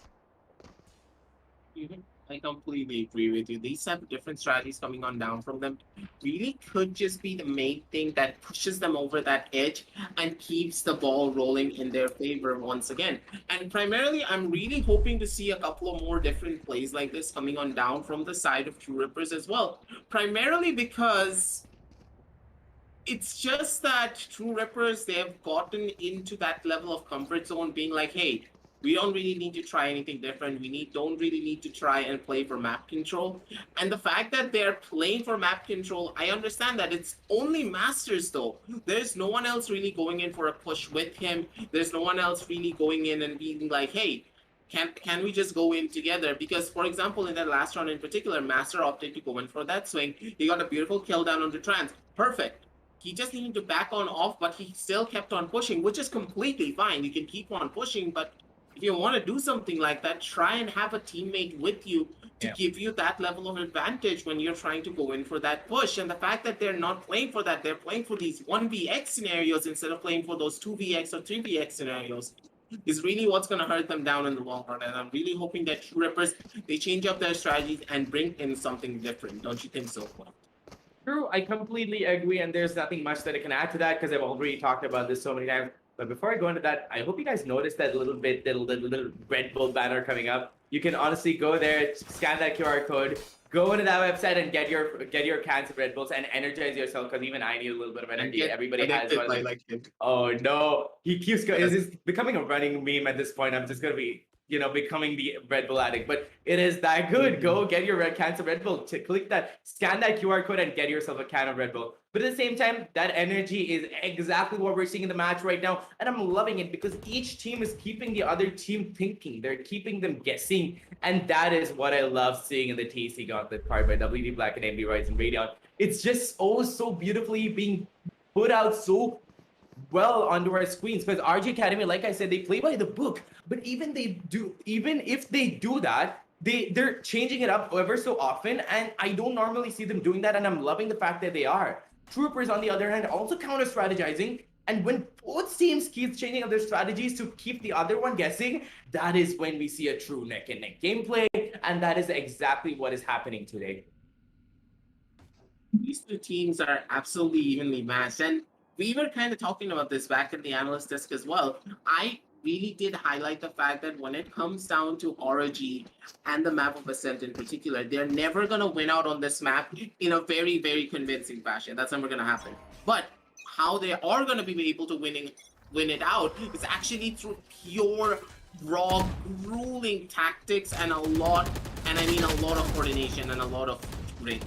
And that's exactly what's happening already. Rio, he's going to get the first initial pick down on the Paradox. A little bit too more aggressive down towards the side of A Shore, trying to push into that smoke. That's really going to hurt him down in the long run. And with that, True Rippers, they lose that first initial player, and losing out Paradoxes this early, it's going to be a massive blow down to their defensive hole. Also, by the way, little tidbit over here for you. I really love when you take your owl drone out and you fake it with that Cypher trap bar. When you know the default positions, you can always just make it go out with your owl drone, and honestly, it works out for you sometimes. Nonetheless, we're going to be seeing a first pick coming out from both sides. Trans and Paradox are going to be out for the round. Matter over here is going to be overwhelmed down mid, and he knows that he has to fall back off, and he's also going to be calling that information out to the entirety of his team. But Kalauda is going to be leading the charge over here, heading head first into A side over there right now, and they have to be taking the side, and they know they read through Troopers so beautifully. They now know that nobody's going to be there, but no, Brosser managed to get a beautiful kill on Rio, the spike planner himself, and the spike is going to be out and down for the action. 2v3 situation so far, because even then RG Academy has been able to pull up a few kills on the board. 2v3 aggressive, and that retake is going to be coming in right now. Now with the retake going on down through, a lot of the nanoswarms have been in place, but Glyph, he is not in that good of a position to try and keep things going for their end. Holmes, he's gonna get spotted on out, and at that stage he needs to run on away, because now the ultimate is gonna be popped and straight in his face. He's actually gonna be able to survive though. Glyph coming on down from the side, he's gonna be able to get one more kill for himself, but 65 HP, not much to work with whatsoever. Shark moving on down from the back end corner. It's gonna be a headshot coming on down from Glyph. Beautiful shot coming on down from him. 26 HP. 1 HP versus 1 HP is the real question. Will he be able to find it out is the real question. Half-Air Defuse does go on through. Master Jiggles is left. Master Jiggles is right. He's not gonna miss that shot. And he does get it at the very end. Well played coming on down from the side of Masters, ladies and gentlemen. 10 and 10 on the scorecards and a well-deserved round for the side of True Rippers. Honestly, not just well played from the side of Master, well played from both sides, because Glyph, look at him. Okay, just look at this. He gets a first killer, right? And the second time, when he has to go in for that kill on Master, they're both low on HP, and he knows he can't afford to give away enough of his body. And he goes in for that jiggle. He's like, you know what, I'm just going to distract him just a little bit. And he throws out a little bit of a bullet action over there, but he knows that the half defuse has gone in, and he doesn't have a lot to work with, so he has to go in for that kill. So well done by both players over there, and I'm loving this action coming on so far. Aggressive, but nonetheless, really neck and neck. Like I said, 10-10 on the scoreboard, and either side has to be picking up right now. Otherwise, I feel like aggressive. I think we're gonna be going to an overtime right now. And nonetheless, RG Academy are gonna be looking to capitalize on the A position. They're looking at A lobby. They're eyeing that with their hungry eyes right now. They're eyeing that with their strategic eyes, and the entirety of RG Academy are a little bit too biased towards A side right now. But Kalauda knows that that cheeky position is gonna be held by Hoax over there, a Paradox over there, but at the same time, that Molly was just not far enough to catch him off guard. That must be a fake utility or a grab. They still feel like there is gonna be a lot of. Oh no! That was just he panicked so hard, aggressive. Yeah, honestly, anyone would panic in that sticky situation. There's a nano swarm in front of you. You dash forward and you see like 4 people staring at you, being like, "Oh, hello there." That is meme worthy. Yeah, that is absolutely meme worthy. Paradox. Honestly, good trigger discipline over there. He was like, I see them, Molly. I know they know I'm here. I'm not gonna be peeking out at all. Maybe they think that I'm not there, and he's just gonna be holding his ground. But that nano swarm comes in. He's like, oh no, no, no, and he dashes out. He's like, hold up, what? And it just goes in slow motion for him. Yeah, that's pretty much it for him, because at that stage, There's not much he can do to hold down strong, but at the same time, Sharkim, he could be the one to make that level of a difference, but he's not going to be able to find out much. Cliff is going to be able to take him on down. Trance comes on down from the sidelines, gets a kill down on the crosshair, was holding down from the angle of Logs. And now, Relic stuck in a pretty impossible 1 versus 4, 1 versus 5 situation. He's gonna be able to take down 1. He's gonna be able to take down 2 though, but maybe very much possible because I think he heard me saying that it's gonna be an impossible situation, but instead he's opting going for that swing. But Trance is gonna be holding that cheeky angle for himself. That's gonna be 11 and 10 on the scorecards, and another round on the board for the side of ROG Academy, ladies and gentlemen. And once again, the ball is in their court, and they're gonna be the ones to kick things off onto their side. 11 and 10 on the scorecards as we move into the 22nd round of this half point.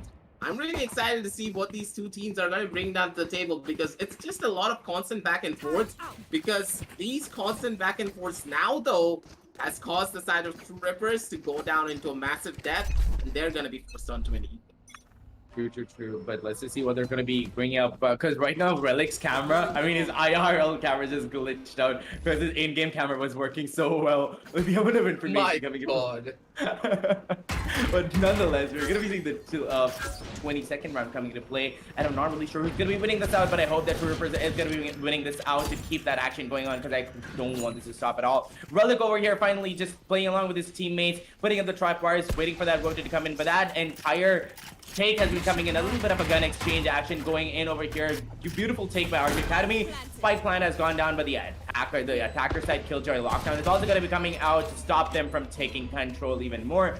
They have to be moving out right now, and Paradox just makes it by the width of a hair. Otherwise, he was going to be detained, and honestly, I feel like he should have been detained.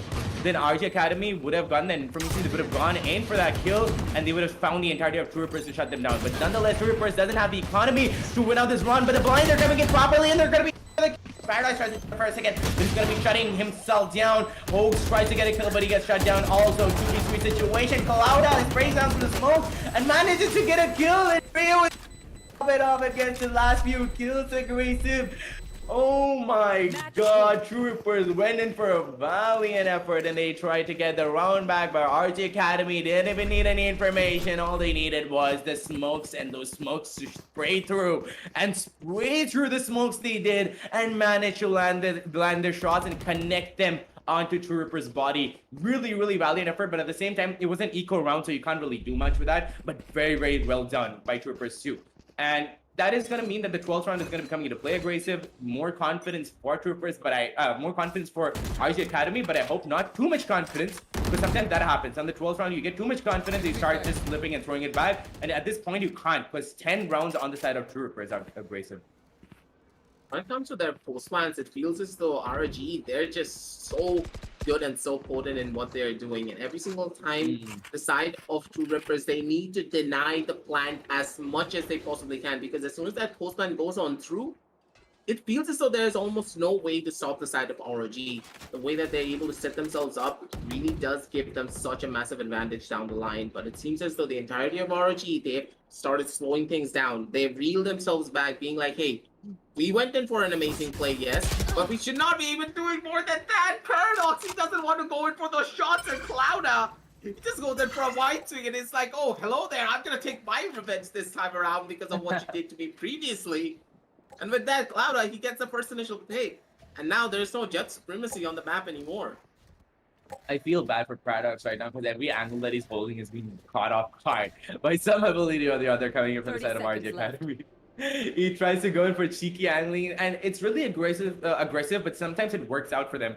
But once you see that it's not working out for you and that RG Academy is seeing right through that, you kind of have to stop doing that. And Paradox shouldn't have gone for an aggressive angle picking over there because that just worked out to their disadvantage. But Chargame is looking to get a second kill as he was trying to shut down that entire Russian coming in from the side of RG Academy, but instead he's going to be going down and putting it down to a 2v5, 2v4 situation. But no, Crosshair does put up a valiant effort, tries to get one kill, does manage to get one, but then instantly gets taken down with 3 players on the board. The 13th round is gonna be coming in, and RG Academy is gonna be winning out the first map. That is gonna be the map of Ascent. So well done, and I want to make a callback to the first time that we were talking about this, and Assassin was just going like, you know what, RG Academy is really, really strong on the map of Ascend, and now I see why, because they put up such a fight, but no shade to Troopers, because they put up such a good defense at the same time, and I loved the entire match. 13-10 is such a good score, aggressive, but nonetheless, congratulations to RG Academy.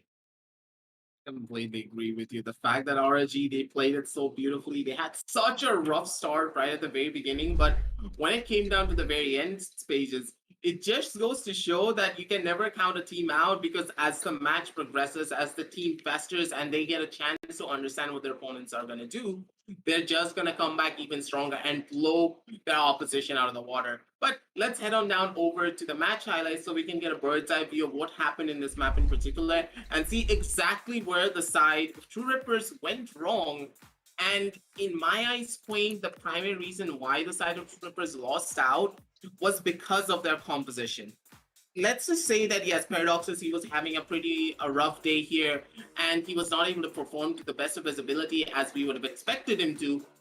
Besides that, I feel as though not having that Astra really was that nail in the coffin right at the very end.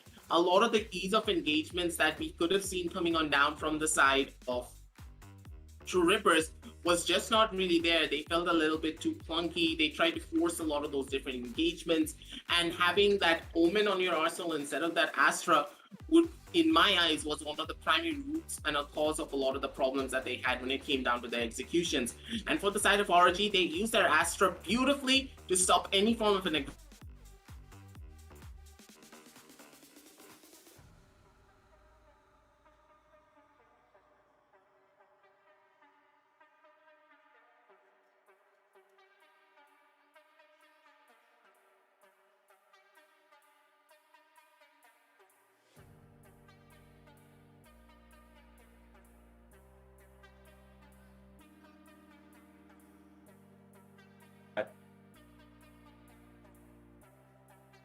now, with the things just being a little bit more in the favor of the side of ROG, I'm really hoping that True Rippers, they bring a different type of a playstyle when moving on down over to map number 2, because that's going to be their own home map. And when you consider the home map being like that, I'm really hoping to see that the side of True Rippers are maybe bringing down a couple of those spicy pickups, maybe that Viper, maybe a Breach, or, you know, maybe something to like change up the entirety of the flow of a lot of these different matchups.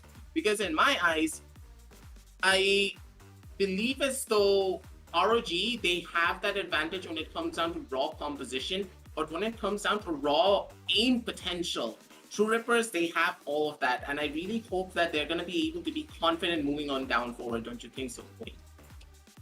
True. And that, again, is going to be a huge factor, because really, I don't really know what they're going to be able to do right now, because RG Academy, as good as they are, True Rippers really brings a storm with their gameplays. Because then again, like I said before, I felt like RG Academy was not going to be winning out the map of Ascend, but nonetheless, I was proven wrong, as True Rippers did manage to win out the map.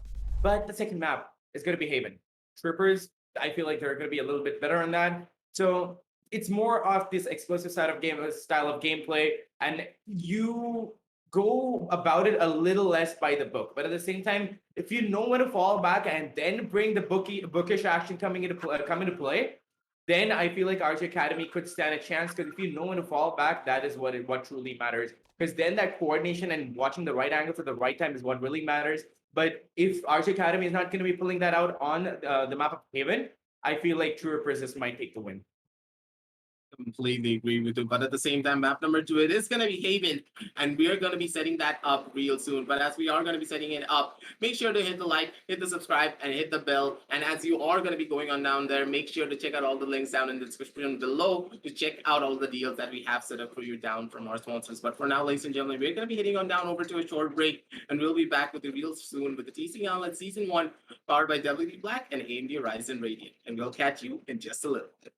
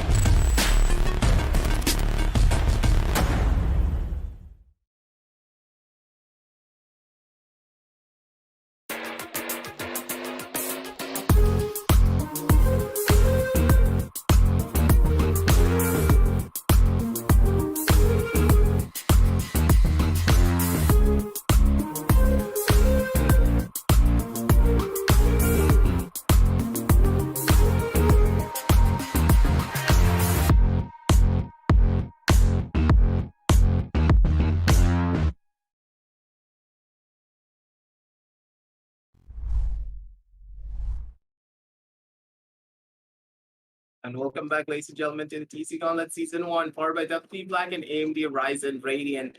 And we are back with game number 2 of this intense matchup of True Rippers going up against the side of ROG Academy. So let's head on down over to the map video screen once again to see where we're going to be headed for map number 2. Map number 1, a very strong showing from the side of ROG Academy. And it kind of came true with a lot of the predictions that we made that the side of ROG should be able to win this out in a very grueling fashion. But as we are going to be heading on down over to map number 2, Haven in particular, Quain, this is a map where the side of True Rippers are known to be really strong, don't you think so?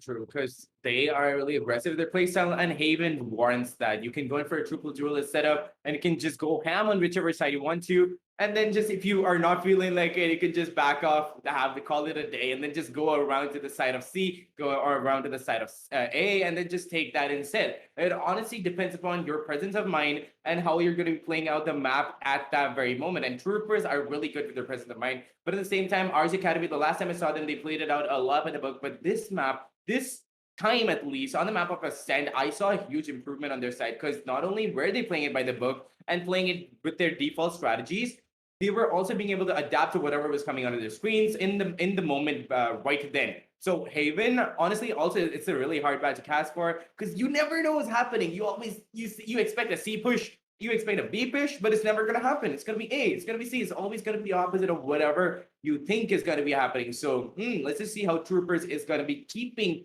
ROG Academy on their toes and keeping them second guessing themselves. The True Rippers have a lot of different compositions whenever they consider this map in particular. They never really go in for the exact same comp over and over again. And that's what I love about their team in general. They always have that different level of strategy coming out on every other map in particular. But now, in my eyes, the main question will start to arise. Will they be opting to go in for the breach composition once more, because I've seen Master pick up that breach, and of course Paradox playing his signature Jet, and they pull off the Jet flash and dash combination. But at Mhm. the same time, that combination is just not as potent as it used to be. But at the same time, it can be potent. But it requires a lot of practice and a lot of those different playstyle changes. Unless you are already very proficient with the breach flash and dash, pulling it out once again after a lot of these recent nerfs to breach, it's just going to get a lot more difficult. So I'm instead hoping for maybe a Sky to get picked on up, or maybe just go in for much more those tried and true tested compositions with an Astra this time around instead of that Omen, because I felt as though that Omen was the biggest flaw in a lot of the strategical components that the side of True Rippers had initially on the map of Ascent. And hopefully, if they're able to pick that up going on down onto Ascent, going on down into Haven in particular, sorry, that should be able to put in a lot of the holes that they did have. And it seems as though my prayers have already been answered, and it's going to be Clouda going on down onto the sky. Yep, and like I said, we're going to be moving to the agent selection screen to see what they're going to be picking up to fight with on the map of Haven. We haven't really seen a lot of action here so far, Chris. Like, they're not even going to be going into that big. They're feeling a little lazy today. But coming back to your topic at hand, what I think is going to be better for a map like Haven, in my opinion, we've seen Global pull off, not Global, I'm sorry, Godlike pull off a triple duelist setup, and that has worked out really well for them. Doesn't always work for the best for all teams, but in my opinion, keep one controller, keep one sentinel and one controller, one person with smokes. You don't even need controllers at that point. Sentinel's not completely necessary, but I'd say one controller, maybe a sentinel, maybe one smokes, and the rest three can be duelists or initiators. They always have to be the entries. Honestly, you have flashes with you, you have your damage with you, and that's all you need. And that's what we're going to be seeing. We're going to be seeing Relic playing that Cypher, Paradox on that Jet, the one tap god on the Omen. We're going to be seeing a little bit of a swap out here over here right now. We're going to be seeing one tap god instead. Master with his usual Phoenix, cross around that the Sova to get as much information as he can, and just throw it in the bunch of information that Cypher is going to be throwing at them. So let's just see what they're going to be working with. Because yeah, Cypher camps are really good for trapping down garage areas and to hold them off from taking out that flank, that backstab position where they could easily get caught off guard from. So Cypher is really good for that. But along with that, Sova really throws into that mix. So not really sure whether it's going to be coming out with right now, but it's going to be interesting to watch. I completely agree with you. Both of these teams, they have a lot of interesting and spicy pickups on their side, but at the same time, Clouda on that Sky. That's what I have my eyes on, and that's what the real treat is going to be in my eyes for this entirety of the map of Haven in particular. Because I always talk about this whenever you pick up that Sky, whenever you pick up that breach, unless you're able to get a lot of value out of the way you use a lot of your utility, how you are setting up your teammates, you're going to be in the world's biggest ditch. Because if you're not able to get value, you are not putting anything on the map. You have already wasted up an agent pick, and you are not really able to do anything for your team other than just go in and maybe possibly just get a couple of kills, because these characters are based upon using your utility to set up your team and not just yourself. And Clouda, he's one of those players that can easily set himself up for a lot of those different plays. But the real question is, will he be able to set up his team as well? And that's what we really need to see moving on down the line. Honestly, I would have liked to see Rio playing Breach, because yeah, you could play Amin Sova, but as an initiator, I would have liked to see one more flashable character coming onto our screens. But nonetheless, we're gonna be seeing how it's gonna be working that Sova over there, because he is a god on Sova. But at the same time, I'm loving ROG Academy's composition right now. But like I said, the only thing that I would have changed in their entire composition would be Rio. If he could go in for that reach, they could have gotten in the flashes, and they could have gotten in, that little bit of extra oomph that they needed, or even a Reina maybe. Reina would have been nice too. But yeah, we're just gonna be going in for that same. We're gonna be seeing one attacker, one duelist, I'm sorry, which is gonna be Glyph and nothing else. Initiators honestly can be played as attackers, as a duelist, I'm sorry, but not all the time. I would prefer flashes. So like in my opinion, in my eyes, a breach can be a really good duelist, but Sova is more of a Cypher kind of playstyle. You become a little more passive. Yes, you can play in the moment. You play with your recon darts, but that is all you do. You don't have a lot of attack power. You don't have the flashes. All you have is information, which Cypher can do as well, a little more passively. And Sova is a little more active, proactive with his recon darts, but I feel like Flash would have been better on this map at least. I completely agree with you here. And also to add on to the fact that, hey, maybe they have that Sova in their arsenal, and I really do believe that they want to try and play much more based upon information before they opt to go in for that rush. And that's why they picked up that Sky in particular with that Sova. The double initiator can really work out. One is based purely upon wall hacks, while the other is based upon giving ease of entry to a lot of those different sites. And Clouda, he needs to try and coordinate as much as he possibly can with Hoax to make sure that they're able to get into these different sidelines properly. Because one of the main primary problems that they're going to be facing when trying to go in for that execution is how the controller is going to try and alleviate a lot of those pockets of control, because Omen smokes now being a lot more difficult to execute with, primarily because them being 40 seconds and the fact that you need to buy an extra smoke, meaning that everything is just a lot more expensive for you in the long run. You always need to keep track in the way you do a lot of those different engagements moving on down the line. And here is where I'm really hoping to see a couple of more strategic changes coming on down from the side of True Rippers as well.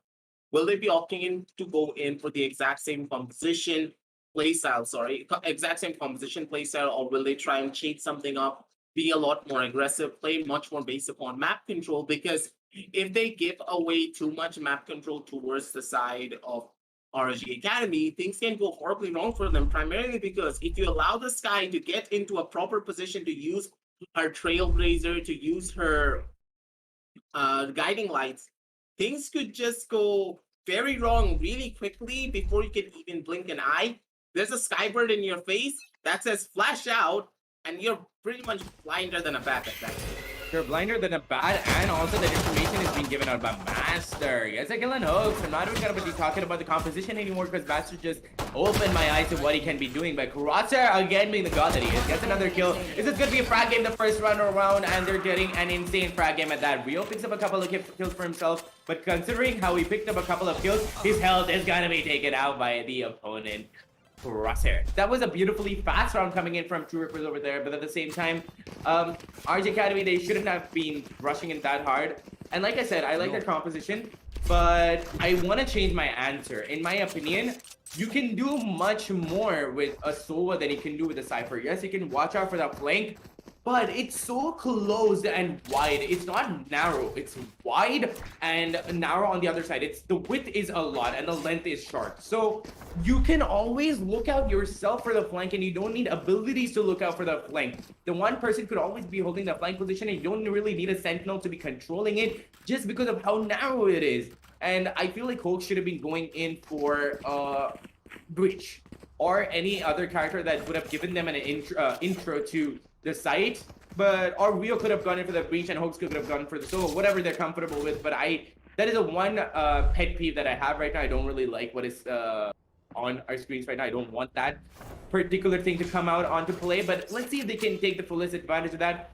And speaking about True Rippers though, their composition is a little more balanced. I see a couple of duelists, I see a Sentinel, I see Crosshair on that Sova, and yeah, one Tap God is going to be playing the Omen, one Smoke, one person for information, and yeah, we're going to be seeing a little bit of a similar play over there, but instead of an Initiator, we're going to be seeing a Duelist. So they're pretty neck and neck on what they've picked up so far, so it honestly depends upon how you're going to be using your abilities to keep the other one on their feet, because this map is more based on proper executes, proper rushes, just flashing your enemies and making them too scared to push in, backing them off, going to sides, holding it down, and just waiting for them to come in and just waiting for that execute. Feels as though things are just going to get a lot more harder moving on down the line. Primarily because with this first initial round now already going in favor of the side of the defenders, True Rippers, they're at the driver's seat, and they're going to be the ones going in for a lot of those engagements on their own accord. But at the same time, it feels as though a couple of the different playstyles are already en route, because you can see a lot of the members of the side of the attackers, they're opting to pick up those sheriffs. And honestly, Quake, personally, in my eyes, I don't like the sheriff buys coming on down onto round number 2, no matter what happens. And this is primarily because of one thing, because of the utility now being a lot more expensive on every single character in the game. Basically meaning that if you lose out on this possible thrifty round that you're investing into, you're not going to be able to go in for proper buys and go in for proper utility in the following round in particular, because not only are you being forced onto a half shield, you need to buy yourself a Spectre instead of a possible Phantom or Vandal that you could have bought even if you had that half shield in your favor. And the Omen is going to suffer the most from all of this. True, and I'm not really sure what they're going to be going in for because we're still in that tech pause, so they could honestly be just bringing out those guns to like practice their aim, and they could just putting it back into their backpacks at the last second possible. So not really sure what they're going to be doing, and we can't really call anything out right now. But at this point, since it's just the second round of the map, I'm not going to be going out on a limb and saying anything over here right now because I know how these two teams play and I love how they play. But at the same time, Aggressive so beautifully from time to time that it keeps me guessing and not just their opponents. And I'm like, wait, hold up, what are they going to be doing this time? And that is not something that I've been seeing from ROG Academy before, but I'm loving the fact that they're doing it now. And True Rippers is doing the same thing to keep them guessing as well. So we can't really be pulling out any call-outs right now. We can't be predicting what is going to be happening. All we can do is watch what they're going to be showing us and just break it down for the audience. So I'm not going to be commenting on this right now. And at this point, I'm just waiting for Crosshair's cat to come in, and I want to see that cat. Oh my god, that is so adorable. Crosshair's cat is just not here. But, or maybe, hey, if someone can message Crosshair and tell him, hey, bring the cat over here. We need some entertainment while we do wait for everyone to come on back in. Master is having a little bit of a fun time down in the background as well. But still, we need that cat. Come on. That cat adds the morale to us. I swear, it's this good luck charm, and I feel like it's behind him because I saw the last time his cam came on, I think I saw his cat just basking in the sunlight in all glory. Like, Crosshair is over here just casually popping heads. He's just being such a god. Meanwhile, his cat is just being a queen in the background, just basking in the sunlight on the table. It's like that spotlight of sunlight was made for that cat. That is so true. But still, hey, moving on down forward onto the match itself in particular, we can try and break down things just a little bit more as well. Primarily, the main thing that I really want to talk about is that looking at what happened on run to round number 1, why were they not able to go in for those proper engagements? Do you want to break it down for us?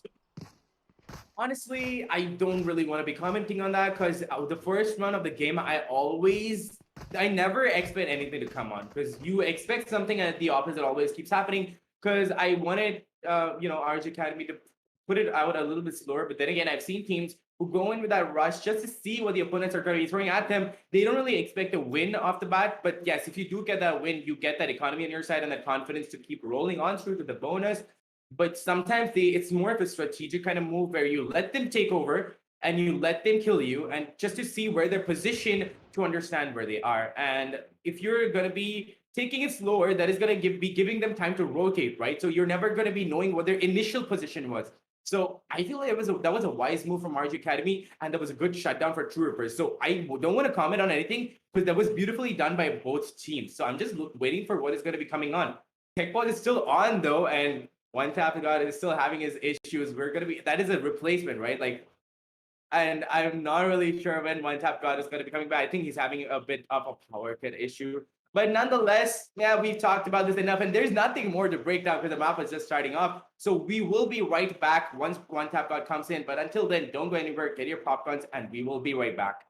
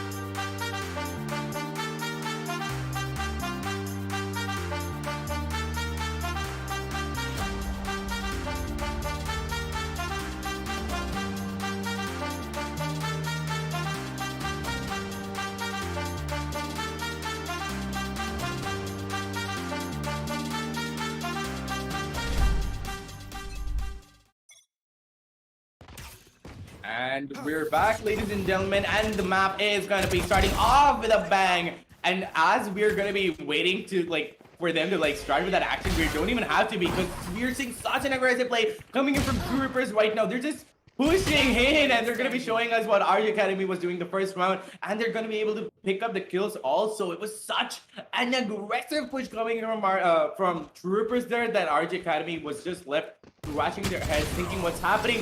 The final kill being Trance is going to be coming into play. It's going to be going down to the hands of True Rippers. Such an aggressive play, but not really sure why that happened, but yeah, that was so aggressive. But are you gonna do this for the rest of your life? As soon as we became friends, this is the first thing that you said to me, and you still haven't stopped.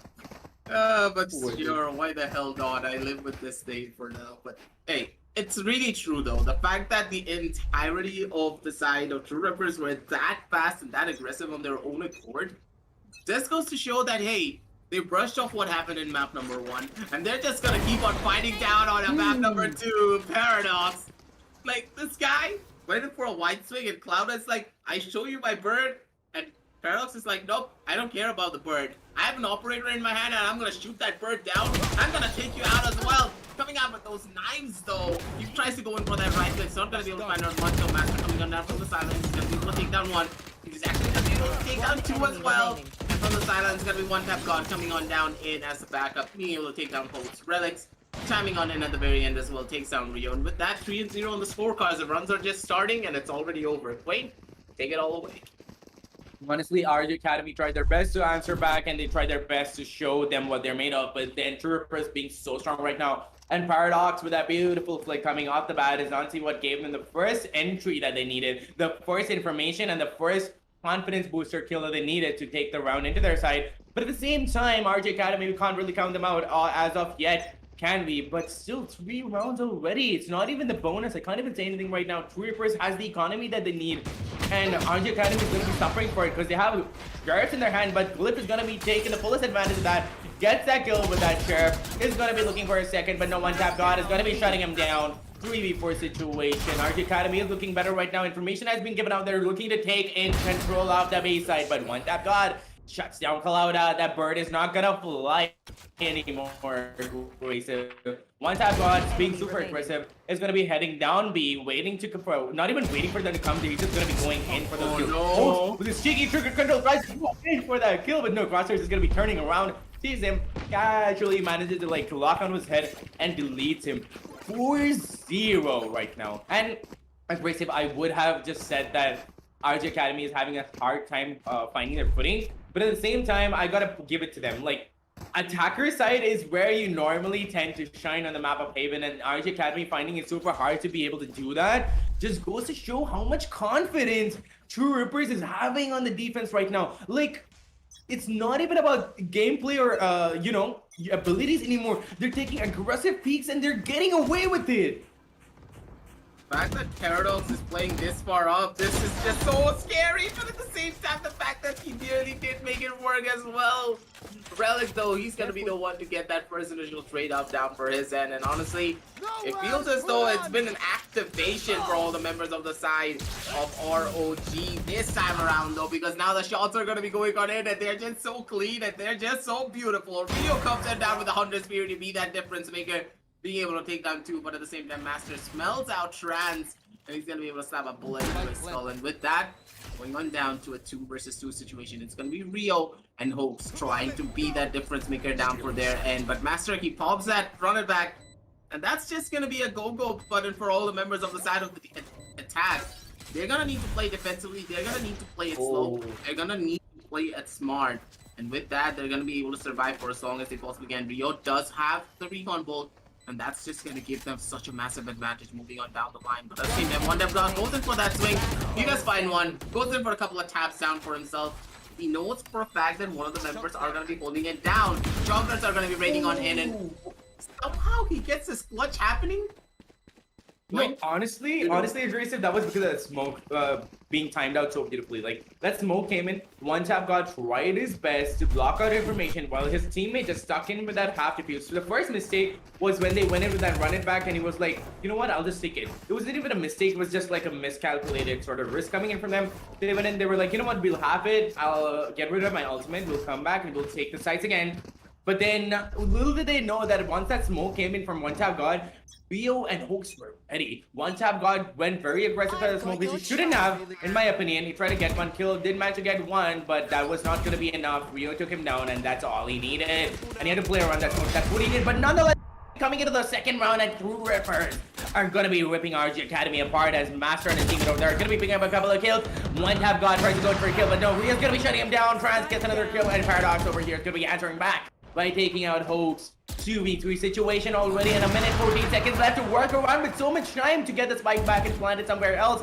But no, Bloodbath is going to be coming into play aggressive, and Master is going to be picking up a kill. The last one being Rio is so low on health, and Master knows exactly where he is. There's that hot hands lands, but it doesn't. Rio is looking too scared right now, and that Chalk Dart is going to be coming in. Beautifully placed by Crosshair, but my god, the Bloodbath that came in from True Rippers aggressive. Honestly speaking, at this stage, this was absolutely incredible plays coming on down from the side of the defenders. Just what do you do with that situation? You have a fire burning right next to you. You have another one just raining lightning bolts into your face. And I'm pretty sure that Rio's like, he's literally just playing the anthem in the background, the Russian anthem in the background, and just saluting everyone now. He's like, my time has come. My planet needs me. I'm just gonna go away. Take me away now. I don't want to be in this cruel world. And a shot dart straight to the face coming on down from Crosshair is what sends him down.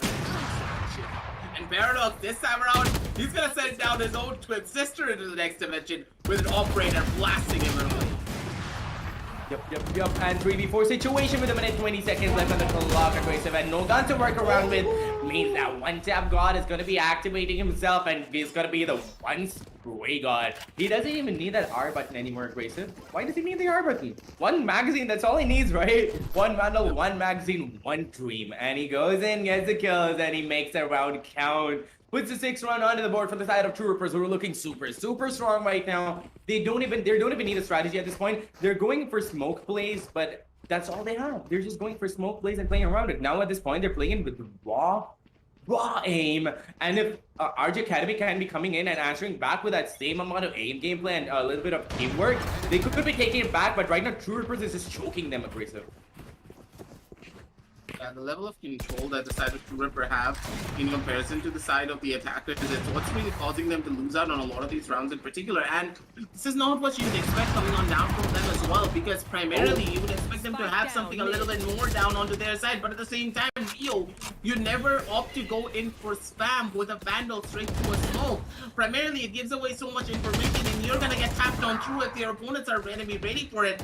It's just gonna be Master and one tap god being able to take down a couple for themselves. Slim is gonna be able to take a double for himself to try and get a little bit of a vengeance kill for their side. But now at this point, there's not much that they can do. Hoax is gonna be good for one, but that's pretty much it. He's not gonna be good for another one. And with that, that's gonna be 7-1 on the scorecards already, ladies and gentlemen. And with that, you can already see that it feels as though the entirety of ROG, it is an absolute and utter breakdown coming on down from them. Honestly, like, I am not even sure what to say right now, but True Rippers just has it so well put together. It is not even coordination at this point, it's just individual prowess, and they're just getting away with homicide. Like, it's just not even homicide, it's genocide at this point. Like, one person, that's all, and they're going in for such proper, like, how do I put it? Just good teamwork and good information being given out at the right time and good aim work. And that's all True Rippers is working with. And barely any abilities. Yes, the one occasional recon darts are coming in, but they're becoming so aggressive, putting up proper class plays and getting the kills. Like, look at that. Yes, Cloud managed to get one kill to their frenzy, but that's all they needed because Master was going to be shutting them down. And they still have the gun to play around with. Just ROG Academy is being so scared right now because those flanks are coming in so hard by True Rippers. And they have the guns also to work around with, and it's again down to poor old Hoax, who's going to be trying to clutch it out, but there's only so much you can be doing against the entirety of a team like True Rippers with proper bias. It's like True Rippers was just born to play the map of Haven, and this is exactly what I expected. I expected so much aggression coming in from True Rippers, but aggressive. I forgot that they were playing on the defense. So what I was saying was they're going to be very aggressive on the attack side, and they're going to be taking the side by storm. But this sort of aggression was not something that I was expecting one bit. I was expecting a little bit, but not this much, and they're being able to pull it off so well. It feels as though the side of ROG, they're a little bit too telegraphed to try and go in for a lot of those different engagements. They need to play something a little bit more different. They need to try a little bit more when it comes down to changing up their playstyles and being a lot more diverse in what they do. Because the fact that they're constantly being like this, the fact that they're not really changing up their styles, it's what's really causing them to go down in such a bad position. But at the same time, Paradox fighting up a bit more than he can chew right there, opting to go in for that swing. He's gonna pay the ultimate price for it with his own life as he tries to go in for those shots. And with that, the records are gonna be going on in. Crosser is gonna be going in for a couple of plays for himself as well. He's not gonna be able to find out much though. And instead, it's gonna be Glyph getting tagged down to very low levels of HP. He wants to make this push happen. Glyph slowly but surely is making that play happen down for their side. He's gonna be going for one. He's gonna be able to shut down another one, but Master from the side is gonna be able to take down Cloud as well. One pick comes on through on one side of the map, but it feels as though there are two other picks which are happening on the other two sides of the map, which just nullifies almost any form of an advantage that was already being brought up by the side of the attackers. But finally, things are stabilized with Hoax getting a kill for his own squad with a good no scope coming on down from him and taking it down to a 2 versus 2 situation. But the spike is now heading it down over to that A side, and Hoax, he's holding it down with the operator, but he needs to get a kill with this. He cannot die out with it, and yes, he's gonna be able to find one kill down onto one tap and gone. And finally, things are looking up for the side of ROG Academy. Yeah, but it all depends upon whether Relic is going to be able to clutch this out, because the troopers we're talking about, they're taking individual fights and they're being able to get away with murder, like I said. But at the same time, it's RG Academy who is a little more coordinated, and if they can be pulling it, if any team can be pulling this off, it is going to be RG Academy, because Hoax does have the operator, but he's going to be having a whip game right now. But it doesn't really matter. This is going to be RG Academy's round, because it's like a 1v2, but oh my god, just when I said that, what is this caster's curse aggressive? Relic has to go in for that second kill, and he is going to be getting that, but he doesn't have the time to go in for the defuse, or does? Yeah, he doesn't have the time. He's going to be trying to save that operator, which is the right thing to do, but he's going to be caught in that blast radius, like I said. But the moment I said that all they have to do is work around with their operator because they have that plant positioning, Relic just denies me that, you know, Pleasure goes in and one taps an offer. Relic, the man, the myth, the legend, and the Mad Lad himself gets 2 beautiful kills on RG Academy. Like, see, I would have really commented this in a normal scenario, but RG Academy is so much better than what they're doing right now. They're being a little too confused by how True Rippers is just confusing them on the playing field. But then again, some teams are a little better on the attack side and a little better on the defense. I'm waiting to see what RG Academy is going to be doing on the defense. Oh no. Spike down mid. Oh no. One tap god. Oh my god. I don't know how I feel about that. You know what? I'm just gonna take this over. One tap god is just gonna be destroying the team, and honestly, he's gonna be trying to search for a second, but Hoax is gonna be picking up on that. He's gonna be like, you know what? You've had enough fun for today.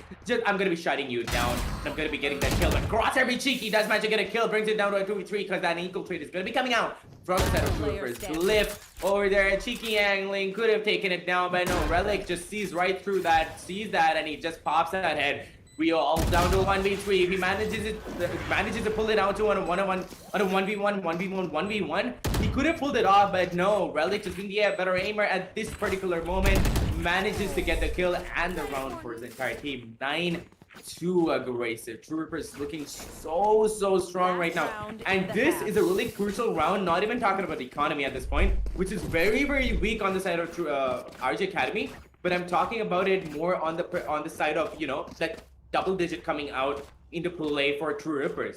So once that comes into play, right, RG Academy is going to be losing so much confidence, but I hope they get at least a couple of rounds before we go in for that. I get at least 1 round in before we go in for that swap. Otherwise, no, it's going to be very hard to climb up that scorecard. Get out of my way. Revealing it. 9-2 already, ladies and gentlemen, and unless you're able to take it down to a 9-3, things are just gonna get even more tighter and even more difficult moving on down the line. The push is already going on down, and a massive miss coming on down from the side of Glyph, but still his buddy Trance is gonna be there to make sure to make that level of difference. Spin shots are gonna be going on in. One tap God tries to go in for a play, but he's not gonna be able to find out much. Beautiful one tap coming on down from the side of Master, being able to take down one. Cloud coming on down from the back and being able to shut down the flanks from the side of Paradox. And with that, things are just gonna slow on down even more. Dante has been popped. He's gonna get burnt to a crisp. Rio with only 21 HP. Shots are gonna be going in left. Shots are gonna be going in right. God. And with that, finally, Cloud is gonna be the one to shut down Relic before he causes any more damage. And with that, that's gonna be 9-3 on the scorecards already, ladies and gentlemen, before the round swap does go on through. But honestly, that last round in particular, Quinn, was a little bit too hectic for even myself. I feel like my microphone has telepathic powers because every time I say something, sometimes like honestly for the both of us, like I feel like RG Academy heard me and they're like, you know what, team? Although we have a hard eco round right now, we have to get it onto our side. They got the third round into play for themselves. 9th on the scorecard. They can come in with that comeback aggressive, but do you think they can? When it comes down to the terms of the raw comeback potential, I feel as though if any team can do it, it has to be the side of ROG. But a lot of the pressure really does fall onto this one singular pistol round. If they lose out on this pistol round here, things are not going to be looking out for them or looking up for them whatsoever moving on down the line. And the fact that Cloud opted to use all of his utility already, he's not going to be able to survive for long though. And no one is holding down from the side of A long. And when no one holds down from the side of A main, Paradox just walks in and gets 2 kills. True, and it's not even about that site not being held. You should have fallen back when you knew that you were being stormed instead of going for an aggressive play alone. What True Rippers was doing was they were going in with at least one backup and they were going with one flank. And the problem with RG Academy was they were being a bit too spread up apart in the attacker side, which is why they were being picked off one by True Rippers. And this is exactly the same thing that they're doing on this side right now. But still, RG Academy managed to bring this round back for themselves because they played it out a little more coordinated this time. But yes, that aggression coming out on the first round was just something that I wasn't expecting and something that RG Academy wasn't expecting either. So they might be able to change up their strategies, going for a little bit of fallback because that sort of strategy, whatever they were trying to do that round, was something that works for True Rippers and not that well for RG Academy. You can't rush in onto a team like True Rippers and expect to get away with murder. But True Rippers, on the other hand, took advantage of the fact that RG Academy was being really split up on the attack side. Like they could have gone in as a team, and if they went in as a team and just played with trades, not even abilities, just played on trades and took side control, they could have honestly not had this bad of a scoreline. It wouldn't have been 9-4. Nonetheless, we're gonna be my game just glitched out because how hard that gun tap was. Oh my god, it just paused for me for a second. But Paradox looking to get another kill, but no, it's gonna be shut down by Trance. 2v4 right now, and finally RG Academy is answering back, and answer back with a wolf is what Kalauda is going to be doing, as that pounces onto that opponent to get control of him, and he's just like, you know what, I'm going to be pouncing onto you, and gets that kill. Brings it down to only Crosshair to clutch out this round, or at least save a gun that he can find. It is a bonus round, but then again, he can't really find any guns on the ground. All he's going to be doing is playing for exit frags, and once he's going to be able to get at least one kill, which he does also beautifully, and goes in for a second dink. Mind you, that was beautifully done by Crosshair over there, and that cat luck is just continuing. But still, RG Academy, I'm loving the fact that they're making a comeback, and I hope that this keeps going on because I want to see that neck and neck fight, you know? Absolutely beautiful showing of Crosshair placement, of course, triggered a split coming on down from the side of Crosshair. The way he was able to just move his Crosshair so smoothly and then just go in for that singular one tap just goes to show that this guy, he means business. And when he has that sheriff in his hand, he's an absolutely different beast entirely. But for now, this is going to be really good for the side of ROG because now not only were they able to stabilize themselves, they're able to do so much when it comes down to their economy as well, because now they're going to be able to go in for those proper tries. They're going to be able to get a couple of guns for themselves and also get that operator online. Hoax though from the sidelines, he's going to be able to get that first initial kill, and Trance, I mean, he's actually going to be able to walk on down onto the angle of logs. He's in such a beautiful position. He's in the perfect spot to get this kill down on the crosshair. Crosshair, he's not even not ready for it whatsoever. Master though holding it down from the sideline. He's gonna be being able to take down one and already takes it over. Operator in the hand of Glyph. He's holding down that corner. Spots out the body of Master and slams a bullet into his body to take him on down already. And with that, that's gonna be 9 and 6 on the scorecard swing. And honestly, for the side of ROG, this is the breath of fresh air that they needed. Exactly, that push away from the suffocating little compartment that they were being locked into by troopers, and a little bit of an open door to get out onto a map like Breeze, you know, just a breath of fresh air, just walking into open ground. But nonetheless, I'm loving the fact that they're falling back at the right time and working along their team, because that is what ROG Academy is good at. But what troopers is good at is something that Glyph did. Just push aggressively and delete Crosshair of the map. Oh no, Clouda, you went AFK at the wrong time, and Paradox is obviously going to be taking advantage of that. But so does Sova know that. Sova knows, Rio knows that Paradox is going to be pushing that, but he gets taken out by Paradox, by Rio, I'm sorry. I mean, Rio gets taken out by Paradox nonetheless. 2v3 situation, ladies and gentlemen, and the spike is in control of the attackers. But just an F moment for Clouda, man. He was just AFK at the wrong time, and we could have seen a different match being played out. But Troopers is looking super strong right now as the Spike Land is going to be coming, and they don't have the guns. Relic doesn't have the gun at least, but Glyph has picked up a beautiful Vandal for himself. He should give it to Relic at this point because he has the higher health, but no, he's going to be playing with that Vandal, trying to get a few kills out, but that isn't going to be happening because he has been spotted out. He is going to be killed anytime right now, but no, Spike gets a kill. Beautiful! And he's going to be going for the third with his Blade Storm. Even Glyph pulls out his Blade Storm. Let's see which Shed is going to be reigning supreme as the Blade Storm battle comes out, but no!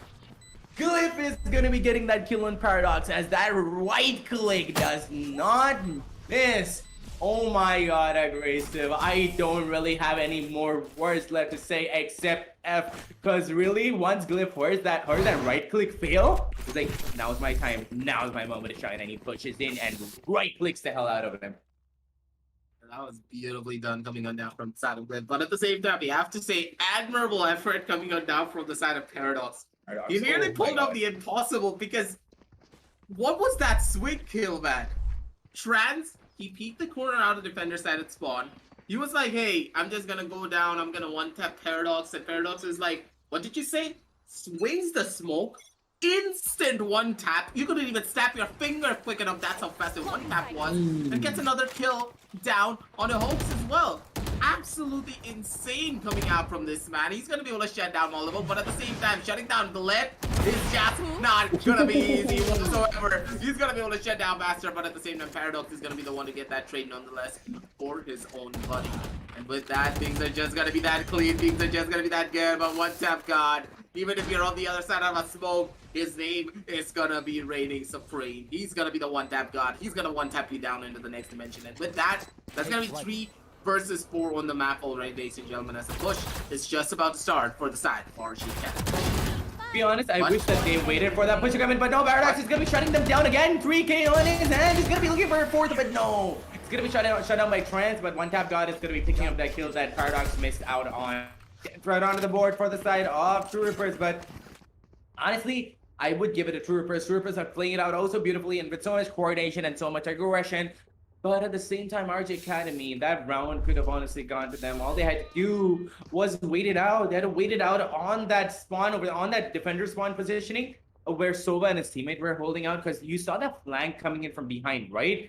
Like, that flank failed because Cypher's trap was there, if you didn't notice. Because if that Cypher's trap in there, that information wouldn't have been given out. What they should have done instead was they should have, like, broken that trap wire to confuse them. Then they would have shifted their attention here, giving the guys over here on defender spawn that little bit of leeway to enter site, backstab them, and then pincert from both sides. But no, they didn't do that.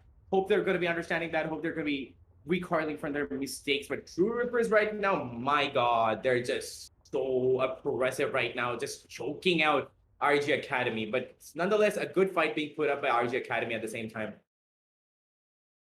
Completely agree with you. The fact that they're able to do so much to take out a lot of these different engagements, but the main thing that I really want to see coming on down from the side of ROG is a lot more consistency, because yes, you are slowly but surely able to make this comeback happen. Yes, you have a lot of money to work with, but on this 10 and 7 score line, there are not a lot of rounds that you can lose out on, because if you lose out on one more round right here and right now, you're going to be in a massive ditch when it comes down to the terms of your ego. You're not going to be able to properly defend yourselves. And if you are allowing the side of True Rippers to go down onto the 11th round, there are 1 more point off of match point, basically meaning that the mounting pressure is just about to get even more insurmountable as more time passes. And this is why it's so important. And this is why I always talk about this as well.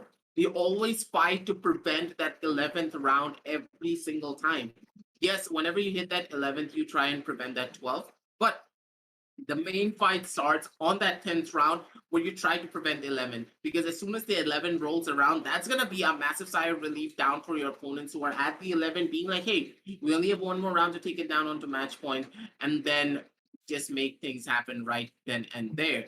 So here is where I'm really hoping to see a couple of more different game plans coming on down from the side of ROG, primarily because ROG now, they have a lot of the game plan set. They know exactly what they need to do. They just need to make sure that they don't change up their strategies too much, that they give themselves away in a lot more of those different manners, because now they need to be playing a lot more aggressively. They need to change up their strategies. They need to try and take a lot of these fights against the side of True Rippers, because as soon as True Rippers are the ones who are in the driver's seat, things are going to go south really fast, and they're just not going to be ready for any of those different engagements. True. So I'm not really sure what they're going to be bringing out, but I'm not going to be putting out any of my words onto this because I'm just waiting to see what RG Academy is going to be surprising us with, because they've surprised us before, and I'm just waiting for that to come out on our screens. But True Rippers right now is surprising me the most with the amount of aggression they're coming in with. I have no idea what they're doing right now, but they're just destroying RG Academy, and RG Academy has the potential to pull it up. But I just hope they start pulling it back together again. I'm not really sure where their communication fall off is happening. But nonetheless, the pause is still going to be there. I'm just waiting for them to, come back and just show us what they're truly made of. But yeah, the pause is going to be going off just at the second. I'm going to be saying that the pause is still on, and that technical error that was happening on whichever one of the side of the team has been resolved. But going into the game, I want to talk about how RG Academy has nothing to work with. They don't have the money. They're going to be going in for an equal round so that they can get a little bit more on the next round. France holding an aggressive angle on Garage over there. I know that Aldron is going to be coming in, and he has to push in, and he does push in, but he's going to be taken out by Glyph because he knows exactly where it's going to be. I mean, he's going to be taken out by Paradox, but Paradox over here is going to be good for another takedown. His opponent Glyph, and Hopes over here just tries to get a few kills, but no, Paradox is just popping off. 4K on his now. Ace much? Is he going to be getting the ace who's on Rio, who's all the way around on A side over there right now? At this point, I'm pretty sure the comps are going crazy, like, don't give him the ace, don't give him the ace, don't give him the ace. But Rio over here has other plans. He has a Sheriff in his hands and a Dream. He might just be able to take Paradox down, or at least take a few players along with him. But no, that ace sadly isn't going to be coming out, because one tap God is going to be one tapping Rio. Yeah, he's living up to his name beautifully. And the fact that, honestly, I feel as though this one small roster change and the addition of one tap God coming on down over to the map of Haven in particular was the main change that they needed to completely change the dynamic of their roster. And looking on down over to the way that they're able to play and the way that Paradox is feeling a lot more confident in himself as well, he's just running them down one by one. Just looking at the scorecard already, 21 and 14 on the Jet, and he was having such a rough time when it came down to his first initial half. Just goes to show that he means business no matter what. And here is where the real stand is about to start, because now that Paradox is a Stacy victory, he is not going to be giving anything away. And just as I was talking about that, it's going to Paradox coming on down in, getting that first initial kill down to Cloud, who was trying to hold down onto that B side, but still, B side's control has been lost completely, and there is nothing that they can do. Paradox, he's just hunting down them heads. He's just tapping them out one by one by one. And with that, it's kind of already over, but at the same time, Trance, I think he has other plans. He's going to be able to take down two, take it down to a 2 versus 2 situation, has Paranoia in his hand, opting to use it down onto the side of Mastery. Takes him down to very low levels of HP down on the back end. It's going to be one tap God trying to hold down the fort for as long as he possibly can. Shots are going to be going in left, shots are going to be going in right. And it is going to be Trance being able to get one more for himself. The shots are still alive. The plays are still happening, and Faster Rippers. Oh, no. I'm sorry, I mean, One Tap God, he's actually going to be the difference maker for it all, but will Hopes be having enough time is a real question. And I don't He has think he time. has enough. He does not have enough. 12 and 7 on the scorecards and a 0.62 second timer still left. He's not going to be able to clutch it. That's going to be heartbreaking for the side of ROG Academy, ladies and gentlemen. But at the same time, for the side of True Rippers, they're going to be happy. They're going to be ecstatic. Match point for their ends as they take us down to a 12 and 7. Honestly, I want to have whatever Paradox is on. I have no idea what he's doing, but he's just going crazy. He's just... What is that aim, man? He's just going and just destroying ROG Academy in the most brutal way possible, and something that I would not allow. That is complete murder, dude. And honestly, at the same time, I feel like ROG Academy is trying their best to pull it back, and France honestly just went like, you know what? You've had enough of that fun. We're not going to be letting you do that anymore. And he went in for such a good clutch, and they managed to pull it off to quite a good extent, but not anymore. But nonetheless, Crosser is going to be pushing it aside, gets a kill on Hope instead of that Blaze Storm be coming out from Paradox. But no, France is going to be taking out Paradox instead to reinforce situation.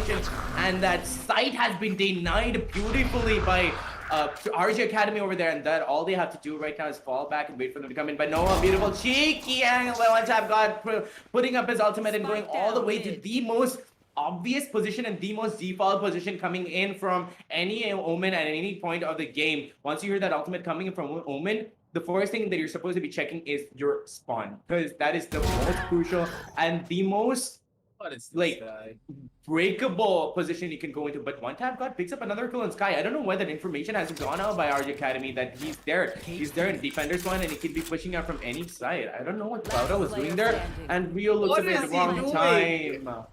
One Tap God gets another kill. Just working the maze right now, One Tap God. It's all up to Trance, but we know how good this guy is aggressive. He might be able to clutch it out. Yeah, but honestly, at this point, he just got away with so much murder. I'm pretty sure that One Tap God, he's gonna get away with even more. There's no way he's gonna die out. He's holding it out inside of that smoke. He's just playing those fight games. Just one tapping people all over the place. He goes down to squad. He takes out Glyph. He goes down to garage. He takes out another. He's just walking all over the entire map and just one tapping people, and there is no one that can stop him. This just goes to show the potency of this one guy, ladies and gentlemen, and this one roster change coming on down through from map number 1 versus map number 2 just changed the entire dynamic of the side of True Rippers seemingly. And it's just going to be another plan and another play coming on down from him. Paradox on a 24 and 16. He was just shredding through the entire map, but at the same time, forget the guy who was shredding. Let's talk about the guy who was lurking instead. One Tap God Queen. This guy deserves to be on the spotlight. Honestly, and deserve it. He does it because of the beautiful plays that he came out with. And you're right, One Tap God honestly changed the entire dynamic of the team, and the team just played differently with him over there, because you sometimes have this one person who comes into your team and just changes the entire mood, the entire environment over there. And I feel like One Tap God was that one change that he needed to get things started, like to get things moving again. And once things started moving, Paradox, oh my god, he just activated himself and he started murdering the entirety of ROG Academy. And I was loving what he was showing us, because he was just coming with insane flanks that are normally expected. But ROG Academy was left a little bit confused because, like I said before, they played a little bit too much by the book, which is why they never expect these insane flanks coming out from other teams. And when that happens, they just get dazed a little bit and they don't know what's going to be happening. Like I said, Haven was going to be True Rippers' match. I knew that they were going to be working those three sides, keeping them confused and on their toes as much as possible. But anyway, we talked a lot about that. We're going to be going into the match highlights to show you exactly what you missed out on, or if you haven't missed out on, we're going to be analyzing and breaking down the entire thing for you to show you what actually went down over here on the map of Haven. Take it away, Aggressive. Honestly, the first thing that I would like to highlight is the level of potency of the side of what True Rippers did. They played it slow, they played it smart, and they played it by the book. There was no form of rocket science whatsoever being done by the side of True Rippers. It was just well-played Valorant, and at the very same time, the well-played Valorant coming on down from the side of One Tap God. It was just so beautiful. That guy doesn't even need better. That guy doesn't even need an agent. If you just put him on something that doesn't even have abilities, somehow this guy is gonna make things work. And the fact that he was using this Omen to such beautiful game plans, it just goes to show that it was absolutely incredible. Just just look at how he was playing around the map. He was just going in left, he was just going in right, and there was absolutely nothing that they could do. There was no way to shut him on down, because how do you shut this guy down if you don't know where he is, if you don't know where the boogeyman is going to be holding on out? He's gonna jump out of the shadow and he's gonna just pounce on you every single time. I understand that Paradoxus, he was such an incredible player down onto this map in particular, but my MVP has to be One Tap God, because this guy, he was playing mind games. He was just not winning raw aim duels. He was winning out on the big brain gameplays as well. He so was, and honestly, there's nothing more that I want to add to that, because really, this entire thing speaks for himself, and I'm so waiting for that last decider map to come into play, because I cannot wait to see what True Rippers is going to be doing on that map, because that is another aggressive kind of map. Like, you never know what's going to be happening, and once you get that mid control, that's all you need, and you can just start squeezing out every bit of information from your opponents, and it all depends upon who's going to be getting that first. So ROG Academy, they could be playing that a bit by the book, but then again, it's too wide and too open for them to play by the book, and they have to adapt to what True Rippers is going to be throwing at them. And honestly, I'm not really sure what True Ripper is going to be throwing at them. Honestly, that's going to be where the real fun is about to start. But honestly, ladies and gentlemen, we have a lot of fun for you planned out already. And we have a lot of good news as well, because we are not going to be going down onto a break. We're going to be directly jumping down into the match. So let's head on down over to the map video screen, because we already broke down one map. So we're going to be heading on down onto map number 3 soon enough as well. So let's see where we are going to be headed this time around to see exactly what both of these teams are going to be going up against one another. Because primarily the main thing that I really want to see moving on down the line is that a couple of more changes from the side of ROG Academy. The fact I think that they got a little bit too comfortable after what happened in map number 1, that they gave a lot of their strategies and planning away when it came down over to map number 2. Because as you can see already coming on down from the scoreline, it's 13-7 on map number 2, which should not have happened really. And as we are going to be moving into Icebox, a map which is very well known in the hands of ROG Academy. We call them to be one of the better teams to pick up the map of Icebox in particular. So True Rippers, they have their work cut out for them, but at the same time, True Rippers, they're riding the high. And with the side of with One Tap God on their side, I'm very sure that the entirety of True Rippers, they have a lot of good strategies coming on down from their end. Honestly, yep. And we're going to be going to the agent selection screen to see what they're going to be playing around with. And I always love a good Viper play on the map of Icebox. That is what we're going to be seeing from the side of Trance on ROG Academy. But I'm not really sure if True Rippers is going to be going in for that Viper pick. Do you think that they're going to be going in for the Viper pick? I'm not really sure. But at least from what they're putting their cursors on right now, I don't think they are. One Tap God is not going to be playing that Omen anymore. He's going to become the resident Sova to get information. Hopes always on that Jet, that beautiful play. And Paradox, you got to calm down, man. You're on that Jet. I know you like that Blade Storm, but come on, you're destroying ROG Academy. But at the same time, it's Icebox we're talking about. ROG Academy might be answering back in Flauta with a sneaky little Reina pick over there. Oh, Good.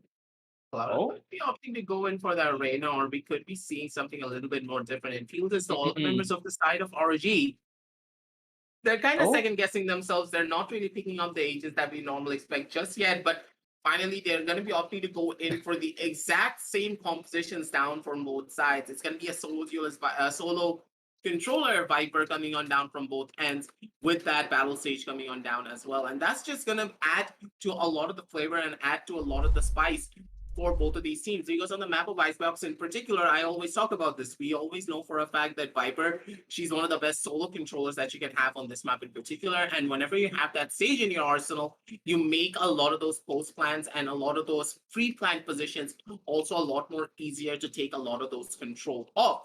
So when it comes down to composition, both teams are well-rounded in every single shape and form. It's all about, this time around, it's all about execution and who just plays their composition even better.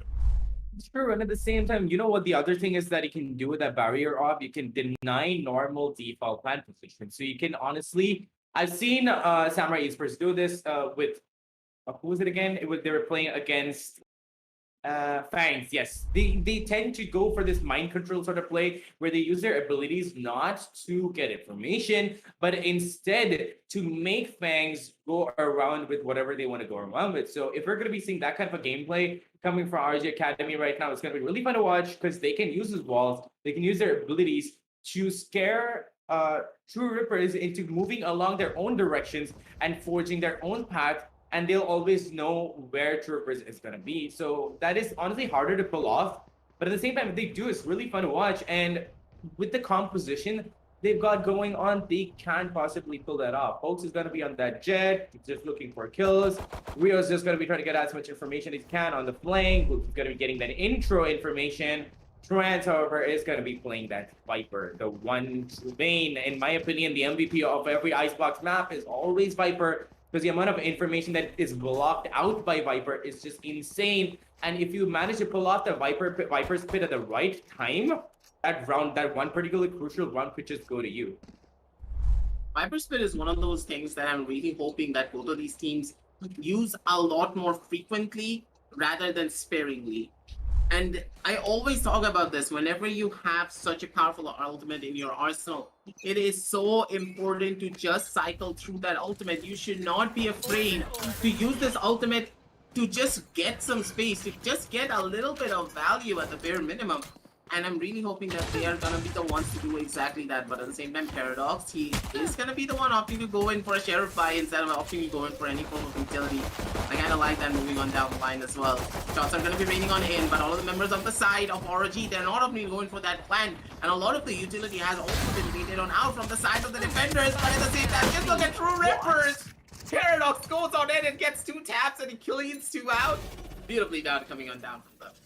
Honestly, what is Paradox on? He must be on that good Red Bull that I've been on too, because he's just popping off and just from the previous map, aggressive. He's been popping off so hard and just getting kill after kill. But oh no, bad positioning by Rio over there. Just caught sleeping. Crosshair took advantage of that and took him to lean out. True Rippers is looking super strong right now. The spike plan is going to be coming in, but at the same time, it is Blip and Hopes we're talking about. They could be starting to believe they could be starting to get the run back. Folks really aggressive over there. Does manage to get a kill, but he has to be falling back, but he falls back at the wrong time and looks back while he's doing it. Not something that you're supposed to be doing when you know that they're going to be pushing in on you. Does manage to get taken out.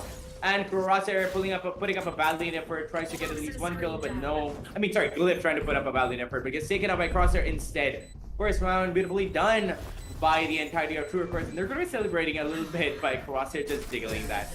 But then again, very, very bold move from Paradox over there, buying that sheriff. I'm not really sure they recovered it. Yes, they did. Crosshair picked up that sheriff from Paradox.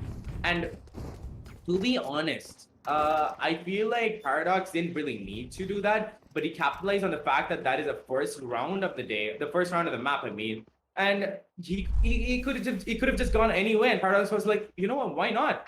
It's a really risky move, but it paid off. The map of Icebox in particular, the primary reason why a lot of the people are actually picking this weapon up is because not only is it a 1-tap headshot, it's also a 2-tap body shot out almost every single range.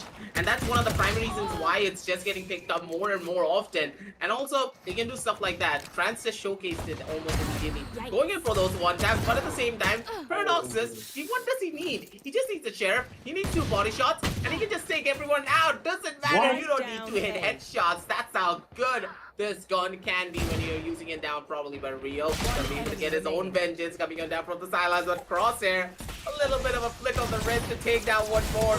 Rio wants to go in for those shots, but at the very end, 1-tap gone. He wanted to go in for a knife, but Crosshair is like, nope. No. We're supposed to be good sportsmen here. We are not supposed to go in for knives.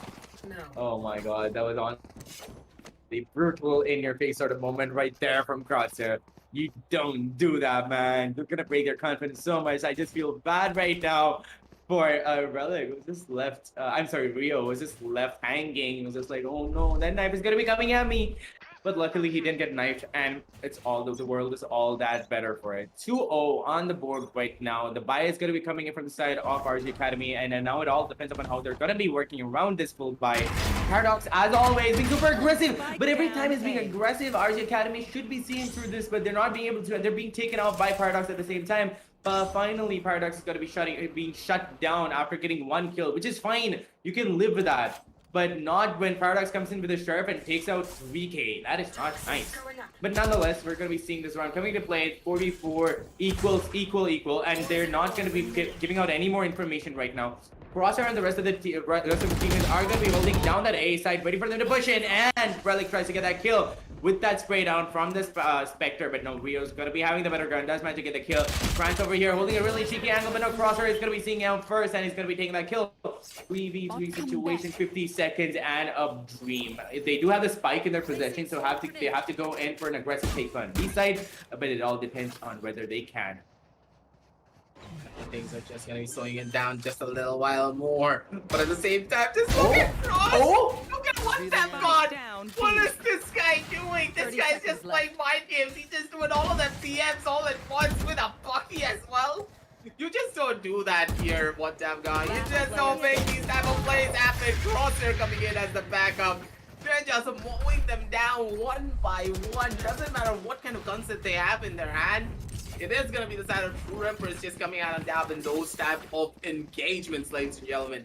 3-0 on the scorecards and a very well-deserved round coming on down from them. But at the same time, Twain, I feel as though the entirety of ROG, they're feeling the mounting pressure building up slowly but surely. Ooh, and in my opinion, Icebox, if you play it properly out, it is kind of an attacker-sided map, and ROG Academy are just caught sleeping round after round. They're not going to be picking up the action anytime soon. They're just not going to be able to pull it back. But off the bat, we're going to be seeing Crosshair pulling out his Viper Spit, but Paradox, being aggro he is, he's just going to get kill after aggressing and not even being punished for it at all. He's just getting away with murder every time, and it's not nice to see because RG Academy is going to be paying that much for it. Hulk tries to get in a kill over there, but no, Paradox picks up yet another kill. Honestly, what is he doing? What? He picks up a third kill, but just so brutally. What is even happening at this point? Paradox is just destroying RG Academy, and at the same time, not only destroying them, but their confidence. Not really sure what Hoax can be doing along with Cloud over here, but it is all up to them to clutch this round out. And Hoax has only 17 HP. That's all he has to work around with, but they have the spike in their hand, and that's all they have at this point. Even Kalauda has given up. He's just looking at the recon. He's like, what even? Why even try at this point? They're just giving up at this point. I'm not really sure what we're going to be doing, but I feel bad for them. I'm not really sure if they can be pulling it off. But they know they're across that wall. They're just waiting for that first pick to come in. But no, it is going to be given out at the same time by RG Academy. And True Reapers are going to be picking those kills up. Oh my god. Yeah, at that stage, they had absolutely nowhere to go. They're going to get pinced from every single cyclone if they go down towards the side of B. Mid control has already been established, so they're going to get cut off by the players who are holding down at the side of mid. And at that stage, they had to either make a choice. Either go down over to the side of B and maybe take a gamble of us planting that spike, or we take another bigger gamble by Clouda going in for a Grim Wall, trying to push himself down from the side of mid, maybe getting a kill for himself, but neither really worked out in their favor. So it's just like a tit for tat at that stage. It's like go big or go home. Not really no harm, no foul, as we are going to be moving on down over to the second buy round coming on down to the side of ROG. But at the same time, even on this buy round, let's see the one tap god and his crosshair placement. It's just too good and it's just too clean here. Right? Ooh, and I'm not really sure what Paradox is on, but whatever is on, I'm one in on. Really. Like, he's just popping off left, right, and center. And he's not even... That must be, yes. Scan the QR code. Be as good as Paradox. Definitely not as allowed. Go get your Red Bulls. I mean, they are so good. I mean, I hope I'm not getting addicted to it anyway. But Paradox right now, nonetheless, has that Red Bull energy going on for him. Even if we know that he's not on Red Bull, he's just so good at what he does, and I'm loving what he's putting out on the show first. But no, Rio's gonna be answering me back. He's gonna be like, no, it's not only Paradox, it's me too. Don't count me out. And he picks up a couple of kills for himself. But it doesn't really matter because True Rippers is there to shut them down. Paradox is still playing on the field to shut them down. And shut them down they will. And the fifth round is going to be coming into play as they get it for themselves. Honestly, aggressive. I expected RG Academy to pick up a few rounds on the defense, on the attack side, and then pick it up all the way back on the defense. They do tend to play a little bit better on the defense of the map of Icebox, but I'm not really sure if they're going to be able to do that because True Rippers right now are just cooking up a storm. And RG Academy has nothing to show for it. They have nothing to answer back with. Yeah, this just goes to show that ROG, their backs are against the wall. And here they need to just play it a little bit more differently. And the primary flaws that I'm seeing coming out down from the side of ROG is that they're not really coordinating well with Glyph. And that's kind of what's surprising me so much here. Because Glyph should be the one setting up a lot of those different plays. Glyph should be the one trying to tell them where to go and where not to go, but that's not what's really happening. But now, this time around, it feels as though the side of ROG, they're gonna be able to stabilize, they're gonna be able to go in and play for those trades, and that's exactly what they're doing. They're punishing a lot of these aggressive plays that are coming on down from the side of True Rippers, and with that, they're gonna be able to take it down to a 2 versus 4 situation. But still, One Tap God is alive. He's still kicking. So this One Tap God is gonna be what's gonna be the fate of Last everyone's player existence. standing. He's gonna be able to take down 2 more, and with that, he's gonna be leaving it all up to Crosshair. But yeah, honestly, with that Viper split going on down tier play, I don't think that Crosshair has a lot of potential trying to clutch this.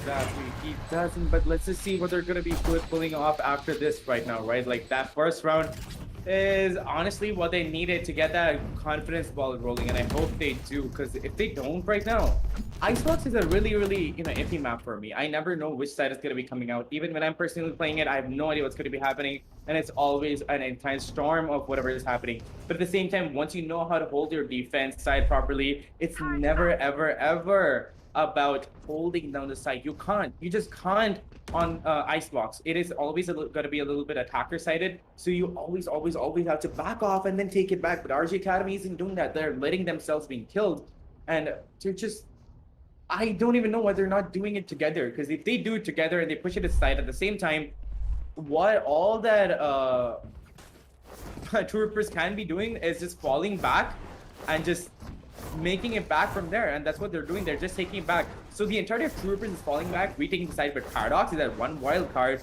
which nobody from RG Academy can be expecting. They never know where that sneaky guy is going to be coming in from, and once he comes in, he hits hard. He just disconnects their entire team, uncoordinates them, and just breaks them straight down the middle, and RG Academy has nothing to answer back with. Need to try and find a way to control the pace of how Paradoxus is doing a lot of his different engagements. And the fact that they're giving him so much freedom to do whatever he wants to do is one of the primary reasons why, on the map of Icebox in particular, we always talk about controlling the jet. Because if you are not able to control the jet player from the side of your opposition or from the side of your own team, that basically could just spell doom for your entire matchup, because as soon as that jet starts to run wild, there is nothing stopping her. Because as soon as she finds that taste in victory, not only is she gonna start hitting a lot more shots, she's just gonna get even more aggressive constantly over and over again. And when you have skill of the caliber of Paradox's level, things are just gonna get even more difficult moving on down the line. And here is where I'm really hoping to see something a little bit more different coming on down from the side of ROG. Maybe play a little bit more based upon mid control, and then opt to go in for the executions down towards that B side.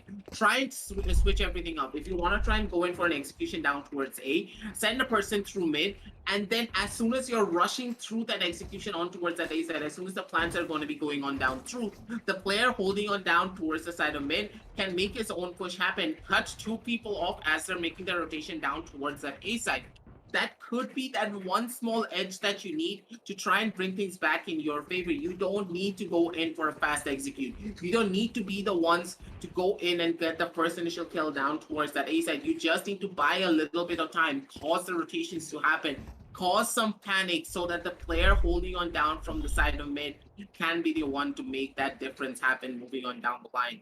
And on this 5-1 scoreline point, I'm really hoping to see ROG step everything up. Otherwise, things could just go horribly wrong for them, because as you just stated, the map of Icebox in particular is very much an attacker-sided map, depending on how a lot of the teams play their position. Like, I understand that you have Viper to block information when you need to, but I still feel like they should have gone in for a smoke character to block up mid vision. Omen would have been really, really useful right now for RG Academy, but not really sure why they went in for that setup. So, like, if you could smoke off mid and take mid control, that is where you start turning the tables on each other. But nonetheless, RG Academy is still going to be trying to go in for that A take. Both just meant to get 1 kill, brings the player advantage to their own side. But as Paradox we're talking about, he tries to go in for that ADS kill, but that's not something that we do here. And he's going to be missing that clean 4v5 situation still, in a minute 15 seconds around to play with. And all the information in the world has been given away by the entirety of RG Academy, and they're going to be going in for a little bit of a bamboozle play as they're looking to take over on B side. Crosshair Siege is coming. It's going to be putting up the wall. Is also going to be giving out the communication saying that, hey guys, they're taking out B side. You got to get your asses over here. And that is exactly what they're going to be doing. Plan is going to be coming in, but that spray is not going to be coming through. That wall bang is not going to be working out because that wall was really, really well placed. Now they're going to be playing for post-plan positioning. And Trance just puts up his... I'm not sure. He dropped his gun over there. 4v5 situation, and Spike has been planted. And yet again, Paradox is going to be coming into the flank. But this time, they have to see it. They know their Paradox is always there. They have to be watching their flank. But no, Paradox does take out Trance. Hoax does get Crosshair and Relic is going to copy off by getting a couple kills. And it's going to be an entire bloodbath, and there's nobody to stop Paradox. How do they not see that? RG Academy is just caught sleeping yet again. You failed. Now sleep. Aggressive, what do you have to say about this? RG Academy has been flanked every round by Paradox, and still they don't check their backs. At this stage, I think that this is just a massive miscommunication coming on down from them. They're relying, like, I think that this is what's really happening here, Quain. They're focusing so much on the execution that as soon as they're able to execute, as soon as they're able to get down onto the side, they forgot about everything else. They're not checking the flanks. They're not really checking the angles that they are normally known to check. And that's what's really making everything a lot more difficult moving on down the line as well. Because primarily you can already see that, hey, we got flanked a lot, yes. Maybe if you just play a Killjoy turret, maybe if you just place something at the bare minimum onto that flank, things could just be a little bit more better for us, but at the same time, holds. You wanted to go in for an after play to go up against the side Paradox, but you need to show him some respect. You cannot go in for peaks like that. Things like that cannot be working out in your favor whatsoever, but at the same time, it's gonna be Crosshair getting another kill down onto Trance and Clouda. He's making so much noise. Paradox, he knows exactly where he is, can easily go in for a swing. Take him down with a well-placed headshot, and with that, it's already over. Flip is gonna be good for one, but how much is that gonna help you moving on down the line on this 4 versus 2 situation? Yep, 2v4 right now, and RG Academy can't really be doing anything more, but it's still... I'm still looking to see what Paradox is going to be doing. I'm waiting to see where... Just as I'm saying that. The cheekiest angle every time held by Paradox, and Glyph had no idea that it was going to be holding down that angle, and Paradox is going to be capitulating on that. 4K. 4 kills in 1 round, Paradox, you're destroying them. 7-1 on the scorecards right now, aggressive, and I have nothing more to say except that RG Academy, honestly, I don't want to say this, but come on. Paradox is flanking every time. It's just making me so sad. How are they not being able to expect that? It's almost as if their minds are preoccupied. They really do believe that a lot of the pressure coming on down from map number 2 is really getting to them. Because after such a hard-fought win on map number 1, they expected map number 2 to be going in their favor because that was their home ground pick. And the fact that they were not really the ones going in for that play, the fact that they were not really able to do a lot when it came down to map number 2, they're really letting that loss really get to them down over on map number 3 as well. Primarily because that, hey, they would have had that chance. They could have done something to try and bring it all back in their favor, but it's just wrong at this point of the in the ways that ROG are actually traversing the map and the way that they're making a lot of these pushes happen. You would have expected something a little bit more, but hopefully after this pause, they're going to be able to take a deep breath and try and understand what they're doing wrong, to try and bring a different level of game plan down to the board, because it feels as though ROG, there's a massive disconnect between the players, and they need to try and reestablish it once again if they want to have a fighting chance, because this is the map where they should be winning. This is the map that they are known to be very strong and potent at. The fact that they're not able to show their potency here is one of the biggest question marks in my eyes. Honestly, I don't even want to say anything anymore, because we're not even seeing strategies at this point. We're just seeing RG Academy just go in and get destroyed. I'm not even seeing any executes anymore. I'm not seeing any coordination. It's really, really looking like they're being super preoccupied with something else, like something else is on their minds, but I don't really know what it is. But I hope that they're going to be able to get it off their mind and start bringing it back, because really, you don't want to be losing out on this. Their positioning on the group standings is not that great either. They're towards the bottom aggressive, and they lose this out, they're going to be dropping down even further. Come on, RG Academy. I expected so much from you. I expected the neck and neck fight, the amount of the fight that you put up on the first map is what I expected on this map too. Because Icebox, come on, I was expecting it to be your thing. But no, they're just not going to be coming out with any excuse at all. And there's no way I can sugarcoat it because it is what it is. And I hope they're going to be able to understand that. And that's about it, Aggie. Yeah, sometimes when it comes down to consistency, you can't really always expect to come out on the very top of their engagements. But knowing ROG, they should be able to come on back from it because still there is still a lot of time to work with. It's still only a 7-1. If they're able to take it down to 7-5, moving on down onto their own defensive side, they should have a lot more potency and a lot more chances to work with moving on down the line as well. But the main thing that you always do need to consider coming on down for the side of True Rippers is the way that they're just playing the entire map. They're having a lot of fun. They're constantly able to take a lot of their engagements on their own pace, and they're playing really together. They're really playing really well together when it comes down to being a well-oiled machine and a complete cohesive unit. And that's what I really wanted to see coming out from them as well, moving on down the line. Because as we know, there are only 2 more matches to go right after this one. And if the side of Rippers are able to take those 2 matches, they still have that small bit of a chance to maybe go down over onto playoffs if they do play their cards properly. So moving on down the line, let's see what we can expect coming on down from them. And with that, let's just see what we can see. And Wayne, I want your opinion on this. What do you think that the side of True Rippers are doing proper in comparison to the side of ROG? A flurry. Yeah, that's just one word. Like, they're just coming out with a flurry of a play. Like, they're coming out with plays that you've never seen before. Paradox is being super aggressive.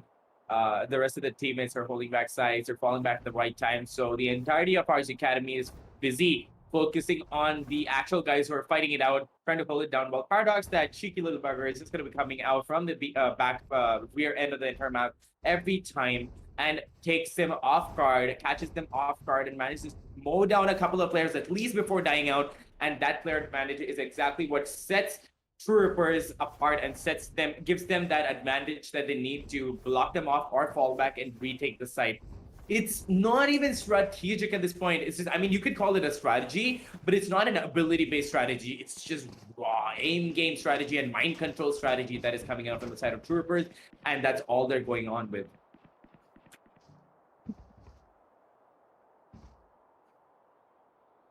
But I'm not really sure what happened to my buddy Aggie over here. But nonetheless, there's nothing much more to say to you, ladies and gentlemen, because I feel like RG Academy has stood a chance and they can bring it back, and they might be able to on the other side, but we never really know. Is this 7-1? And I thought that the first round that they got might be that confidence booster that they needed, but no, Paradox is going to be going for another aggressive play, and all they have to work with, all RG Academy has to work with right now, Aggie, are those sheriffs, and honestly not a lot that he can put on right now, and Paradox has gets the last few kills in such a flawless and such a quick round. At this point, I feel like RG Academy are going to be giving up, and they're just going to be like, you know what, just be done with this, please.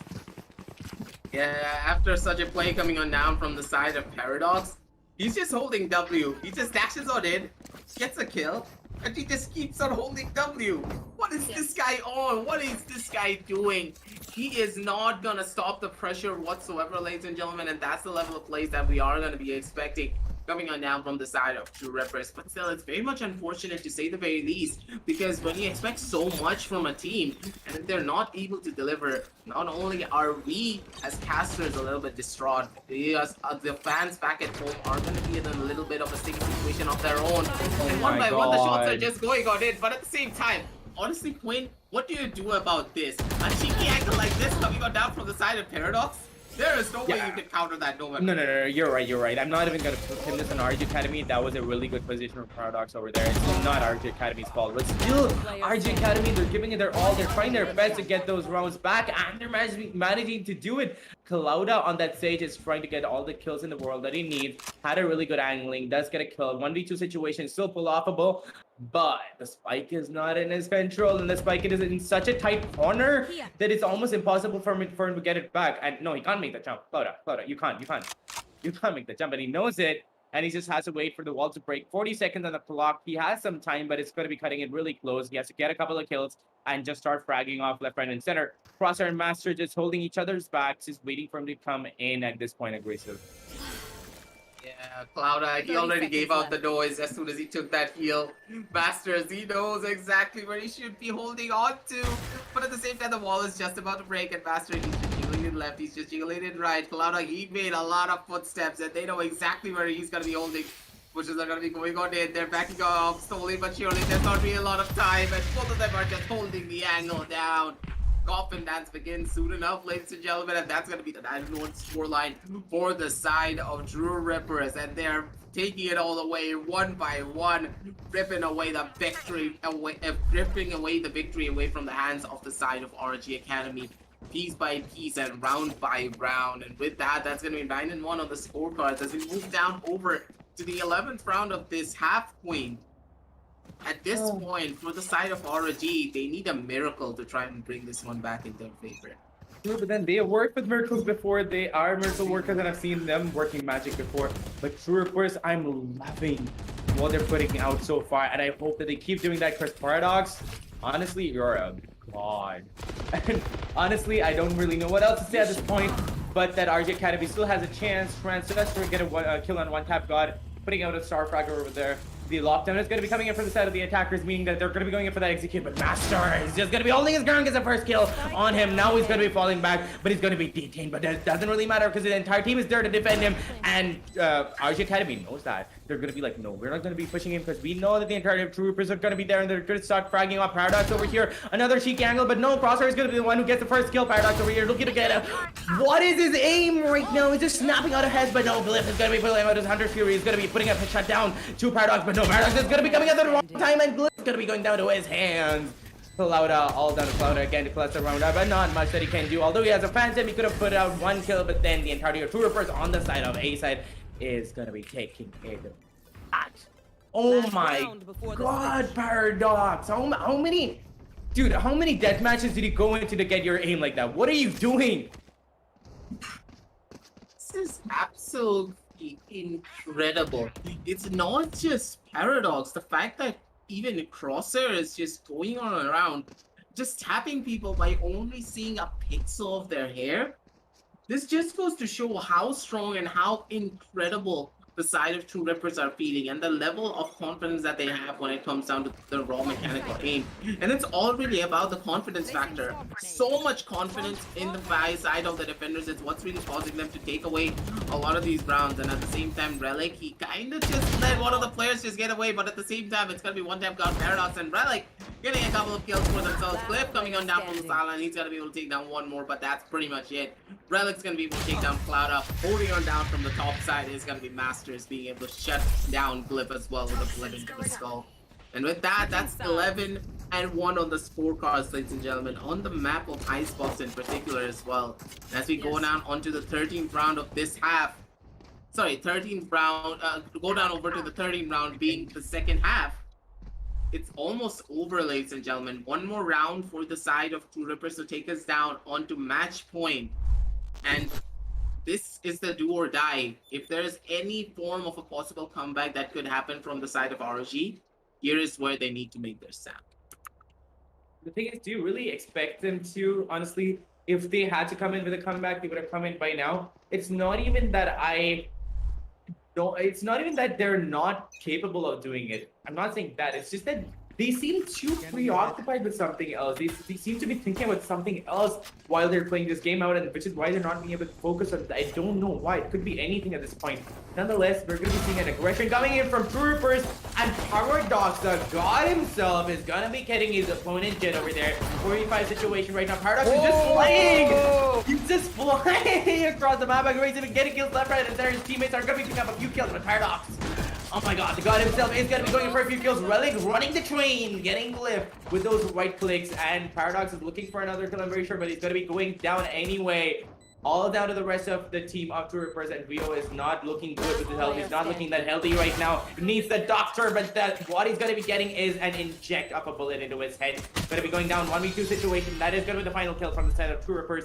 putting the 12th round and the match point onto the board for themselves. Such Match a point. quick match. I can't even say round. And they're so chill. Look at their cams. They're not even celebrating. They're just like, yeah, just another day. Honestly, I love that like the glitch coming on down from the side of Paradox. That was fully accidental, but at the same Yeah, but time, cool at the same time. Yeah. yeah, I love doing that down into my own rank games wherever you just it's kind of this is how the glitch works whenever you're on top of a sage wall and then you go down over to the edge of the sage wall, and when you are falling and you use your E ability, you just shoot across the screen, and whenever you bump onto a wall and use your updraft, you'll fly straight up. And that's exactly what happened there in particular. Paradoxus, he did that out of absolute accident, but at the same time, it just looked so cool as well. But moving on down on this round in particular, as you can already see, it feels as though there's a second win coming on down from all the members of the side of the defense. But just as I was talking about the second win, and it seems as though Masters, he's gonna be able to take down Glyph and take it down to a 3 versus 3 situation on the map. The shots are going to be raining on and no real connections just yet. It's going to be Masters though coming on down from the sideline. He's going to be good for 1, but he is not going to be good for his 3rd. And with that, it's going to be Rio being able to shut down 1 more, keep the hopes and dreams alive for the side of the defenders. And with that, Rio's going to be able to get another one for himself. But Crosshair, he's still alive. He's still kicking. He's going for a couple of shots. He's going to be able to find 1. He's actually going to be able to find 2. And Crosshair going on down in with that Prime Spectre in his hand to shut everyone down, take it down to a 13-1 scoreline, ladies and gentlemen. And it's going to be the side of True Rippers taking a 2-1 set away from the side of ROG Academy.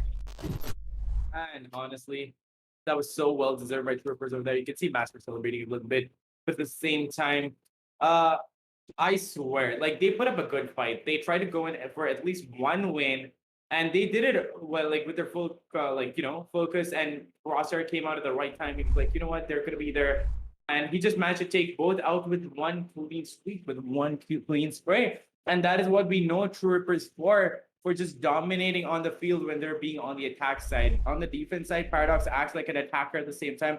But at the same time, even on the defense, Paradox is so on the prowl, so on the attack side, that it honestly feels like on the defense he's playing attack. And I'm like, wait, hold up. He's playing attack. He's playing defense, right? But nonetheless, it worked out for them. And Paradox's aim today was on point. It was just locking on, and it was just so beautiful to watch, Grayson. I completely agree with you. So let's head on down over to the match islands to get a bird's eye view of not just this one map, but also this entire set. Because this entire set has to be one of the few things that I was really excited about moving on down the line, because initially I thought that this was going to be a really good showing coming on down from the side of ROG Academy, considering their track record and considering what they can do. And that's exactly what happened on map number 1, a very close showing from both of these teams. They knew exactly what to do against one another. They were ready for those different engagements, and they were able to take those proper fights that you would have expected them to take. But when it came down over to map number 2 and now map number 3, it felt as though there was a massive communication breakdown from all the members of the side of ROG. And that's something that you didn't really expect coming out from them. It felt as though the comfort levels for the side of True Rippers just went through the roof, and for the side of ROG, they didn't feel comfortable whatsoever. And I'm very much confused of what exactly happened here. But at the same time, mental breakdowns do happen. But as a team, you need to try and bring yourselves back, especially when you're playing for such marathon levels of time. This is a best of 3. So at the very end, you need to be ready to go down through that distance, go down onto the 3rd map, because a lot of those different maps a lot of those different sets, are never going to end down on that 2nd map. And here is where the side of ROG Academy, they just fell a little bit too short. And with this side of True Rippers being able to just take it all away from them in a matter of seconds. True, and honestly, I know ROG Academy for being really calculated, calm, and being a little by the book. But even though that they're by the book, that makes them a little more readable. But at the same time, they're always on point. They're coordinated. And that coordination is something that I did not see at all. They're not by the book. They were a little scattered out a little bit, but I have no idea why that happened, honestly, Aggressive. But True Rippers was there to take advantage of that. I wanted a neck and neck gameplay coming out from both sides, but RG Academy just let it slip.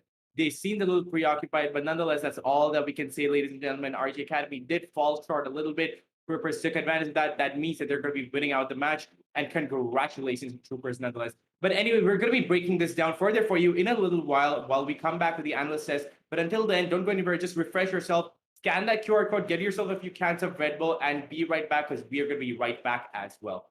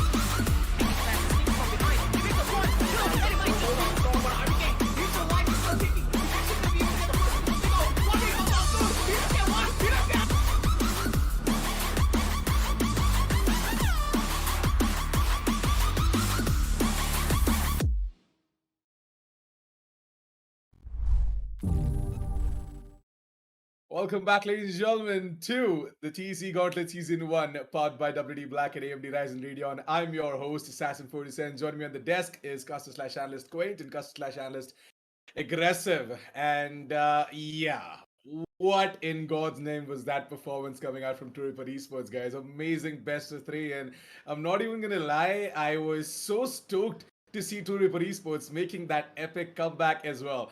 Let's break it down a little bit more. And Aggressive, I want to ask you this. What the hell was that? I mean, Turipur Esports, they go ahead and lose out on the map of Ascent, which was their pick, by the way. And I did kind of see this coming, right? Like on the pre-match analysis, we did have a word about the map veto, and we did talk about how Ascent is like an ROG Academy's favorite, and Haven is sort of like a Turipur Esports' favorite. So, what do you think went wrong on the map of Ascent, Aggressive? How exactly did ROG Academy stash that win away? In my eyes, ROG was much more consistent in the way they took a lot of those different engagements away from the side of Two Rivers. And I think that they did a really good job in trying to control the raw aggression that is the side of Paradox. Paradox really didn't get a lot of room to work with whenever he was on the map of Ascent in particular, whenever he tried to go in for a flank or whenever he tried to go in for a push, he would have instantly got it shut down by the bare minimum of 3 players every single time. And RG, they kept it going throughout the entire match. And as soon as you're able to take down Paradox, who else is going to show up? Who else is going to be the one to make that level of difference happen? It has to be Master. But Master, he was playing that race. And I always say this, whenever it comes down to the map of Ascent in particular, that raise is something that you should not really pick up because it makes it a little bit too one-dimensional. You're not really going to get a lot of value out of for utility, especially on such a high competitive level. That's right. I mean, see, map number one Ascent was a very close affair. Right? It was 13-10, but then things started going into the favor of True Ripper Esports once we jumped into the map of Haven. So I want to ask you this, Quaint. What exactly did you think went wrong for True Ripper Esports on the map of Ascent, and how exactly did they transition over towards the map of Haven? To be honest, I feel like Troopers was missing that one key guy that was One Tap God. It's not even about the coordination not being as good with the previous lineup. I just feel like One Tap God, when he came in on the second half, they just had this good, synergy going on. And that synergy was what they were feeding off of, that raw pure energy coming in with that one team being like a solid block of ice, just skating on and like just getting kills left, right, and center, which meant that Paradox was going to be a little more comfortable and he was going to be like, you know what, I trust you guys. You guys are just going to be taking the site really, take care of the site really well. Just going to go ahead, be a little cheeky, go in for that flank gameplay, and I'm just going to get kills left, right, and center. And honestly, on a good day, RG Academy would have been seeing that coming through. And even if they didn't, they would have been able to get a few rounds out. They would have been able to eke a few rounds out. But Troopers are super, super strong. And Paradox's aim was so on point today. And RG Academy, I don't really know what to say. They did not expect Paradox to be coming in with those flanks. But although he did it every time, not once did RG Academy check their flanks. And I'm not really sure why. But nonetheless, Troopers did something right. And that something right is that aggression. Well, sure. I mean, One Tap God's absence was definitely felt in map number one Ascent. One Tap God, he is the resident controller for the team, and swapping out Sharkim for him. Sharkim is the substitute, by the way. He's the sixth for the team. So yeah, like Sharkim, he is once again a fantastic player in terms of the Frank department, as per the stats, but. Yeah, the thing is that I guess One Tap God, he had a lot more synergy with the team. But don't worry, guys. I guess One Tap God and the entirety of True Ripper Esports, they are gonna keep on improving themselves. The last time I got an update was today. One Tap God getting off of a flight and heading towards the boot camp. So yeah, I guess True Ripper Esports, they've got bigger and better plans for the future, and I'm definitely sure that all of these players. They're going to be putting up an incredible performance, and they're going to try and not drop a single map against teams like ROG Academy and others in the country as well. But yeah, that was an amazing showing for sure. Map number two, Haven, it was an amazing showing from the side of True Ripper Esports, and we know for a fact that True Ripper Esports, they're a team that love to play the map of Haven. But what happened on the map of Icebox? Aggressive, I want to ask you this. What happened? I think that was just a momentum shift coming on down from them. Primarily, when you look at a lot of the statistics from the side of True Rippers, they are a team that perform even better if you give them some time to learn about their opponents. This is like a showing every single time whenever I cast a True Rippers game. They're never able to win out on a lot of their sets 2-0. But as soon as they lose out on set number one, and if they're able to win out on set number two, you know for a fact that in set number three, they're going to be so explosive. They're going to be so quick. They're going to be so fast. Their opponents are just going to be like, wait, did we face this team in map number one and map number two? This doesn't look like the team that we faced out against whatsoever, and that's exactly what happened. True Rippers, they just activated themselves, and as soon as they understood what the side of ROG were trying to do, they were just able to rush them down, mow them down, and bring down any form of a strategic advantage that they could have had initially. And True Rippers, they just took it all away from them and just took it down to such a dominant 13-2 scoreline. And with that, they're able to take this win and also take the entire set in their favor. Well, it definitely looks like that the battle of survival today against True Ripper Esports and ROG Academy was won out by True Ripper Esports, and definitely are going to solidify their hold into the playoffs. And I guess ROG Academy, it all depends on the final match that they're going to be playing as well. But then again, I guess their chances of qualifying into the playoffs looks a little bleak. We definitely are going to be discussing that when their match comes in the future. But let's take a quick look at the group standing, guys, and let's figure out how exactly did the entire match pan out in the favor of True Ripper Esports. What are the changes that have been made on the table now? And there you go. True Ripper Esports with 2 wins, 4 losses are sitting at 6 points now comfortably in that 6th position. Now they've got one more game, so if they win that and if Fangs lose out their game, then I guess True Ripper Esports, they have the chance to still climb up to the 5th or the 4th spot depending on how exactly they are going to perform in their next game. ROG Academy, 3 points, 1 win and 5 losses. Thoughts on the group standings, Quinn? What do you think? ROG Academy, will they be able to make the cut? Honestly, I hope that they do because they have the potential to make the cut. But then again, they're just falling short just a teeny tiny bit. They'll be able to take a few rounds, they'll be able to take a few matches, but then they just fall short towards the end. I don't really know what that's happening, and they're facing certain relegation at this point. If they don't pick up the pace at this point, they're not going to be able to pick up even a single match. And if they don't, it's just going to be a clean out for them, and it's going to be paving the way for season 2 quals. But then again, True Reapers looking super strong right now. 2-4, 2 wins, 4 losses, 6 points, equating themselves with Fangs right now. It all boils down to who is going to be fighting for that 5th and 6th position to stay relevant, to stay on the board. But if RG Academy loses out another round, well, them and Kuchby are just facing certain relegation. And at this point, Kuchby, just a couple of matches that are left for them. So if they don't manage to get those 2, and if Fangs does manage to fail one, they still stand a chance. But if they don't, if Fangs and True Rippers are going to be staying strong, RG Academy and Kuchby honestly don't even stand a chance at this point. But I really, really wanted to see these underdogs just coming through and fighting for their spot on the leaderboard. But no, nonetheless, we're going to be seeing Velocity Gaming, Enigma Gaming, just calmly floating their way at the top of the Group B standings. 5 wins, 0 losses, just a beautiful streak going on. 2 godlike teams over there just going up against each other. Samurai Esports not that far behind themselves. 4 wins and 2 losses, not that bad for the get-go. TT at the same time are also bringing up a good show, putting up a good fight. But Team Fangs and True Rippers, they've got to fight a little bit to stay relevant, and I think that they can. But the teams of RG Academy and Kuchby, I don't really think that they can make it. But nonetheless, I'm going to stay hopeful as a caster and as a viewer at the same time. Well, true that, and we all hope that RG Academy are going to be able to make the cut as well. Let's wish them all the best for their future games, and yeah, as we head down to the final stages of the group stages, right?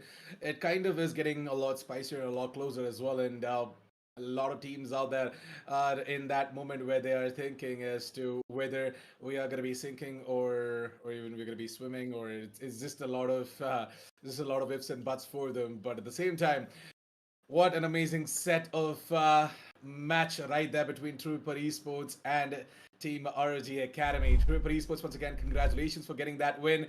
And I guess, we've got one more amazing set left out for the day. This is going to be Global Esports and Godlike Esports, which is going to be happening at 8:30 p.m. IST sharp. So I want you guys to go ahead and, subscribe to the channel if you haven't done so already, and hit the bell icon as well to never miss another update. Also, please do check out all the links down in the description below coming out from our sponsors. They've got some amazing deals for you guys. WD Black and AMD Ryzen Radeon. All the links can be found right down in the description below. So please check them out and get yourselves your next big upgrade. But yeah, thank you so much for tuning in for the 1 p.m. game, guys. Hope you guys loved what True Ripper Esports did. But again, hard luck RG Academy. Wish you guys all the best for your final game in the group stages, and we wish you all the best if you can go ahead and make it to the playoffs as well. Global Esports and Godlike Esports, we're going to be seeing you guys at 8:30. So until then, this is your host, Assassin 47, signing off with my analyst and casters, Queen and Aggressive. Thank you so much. See you guys tonight.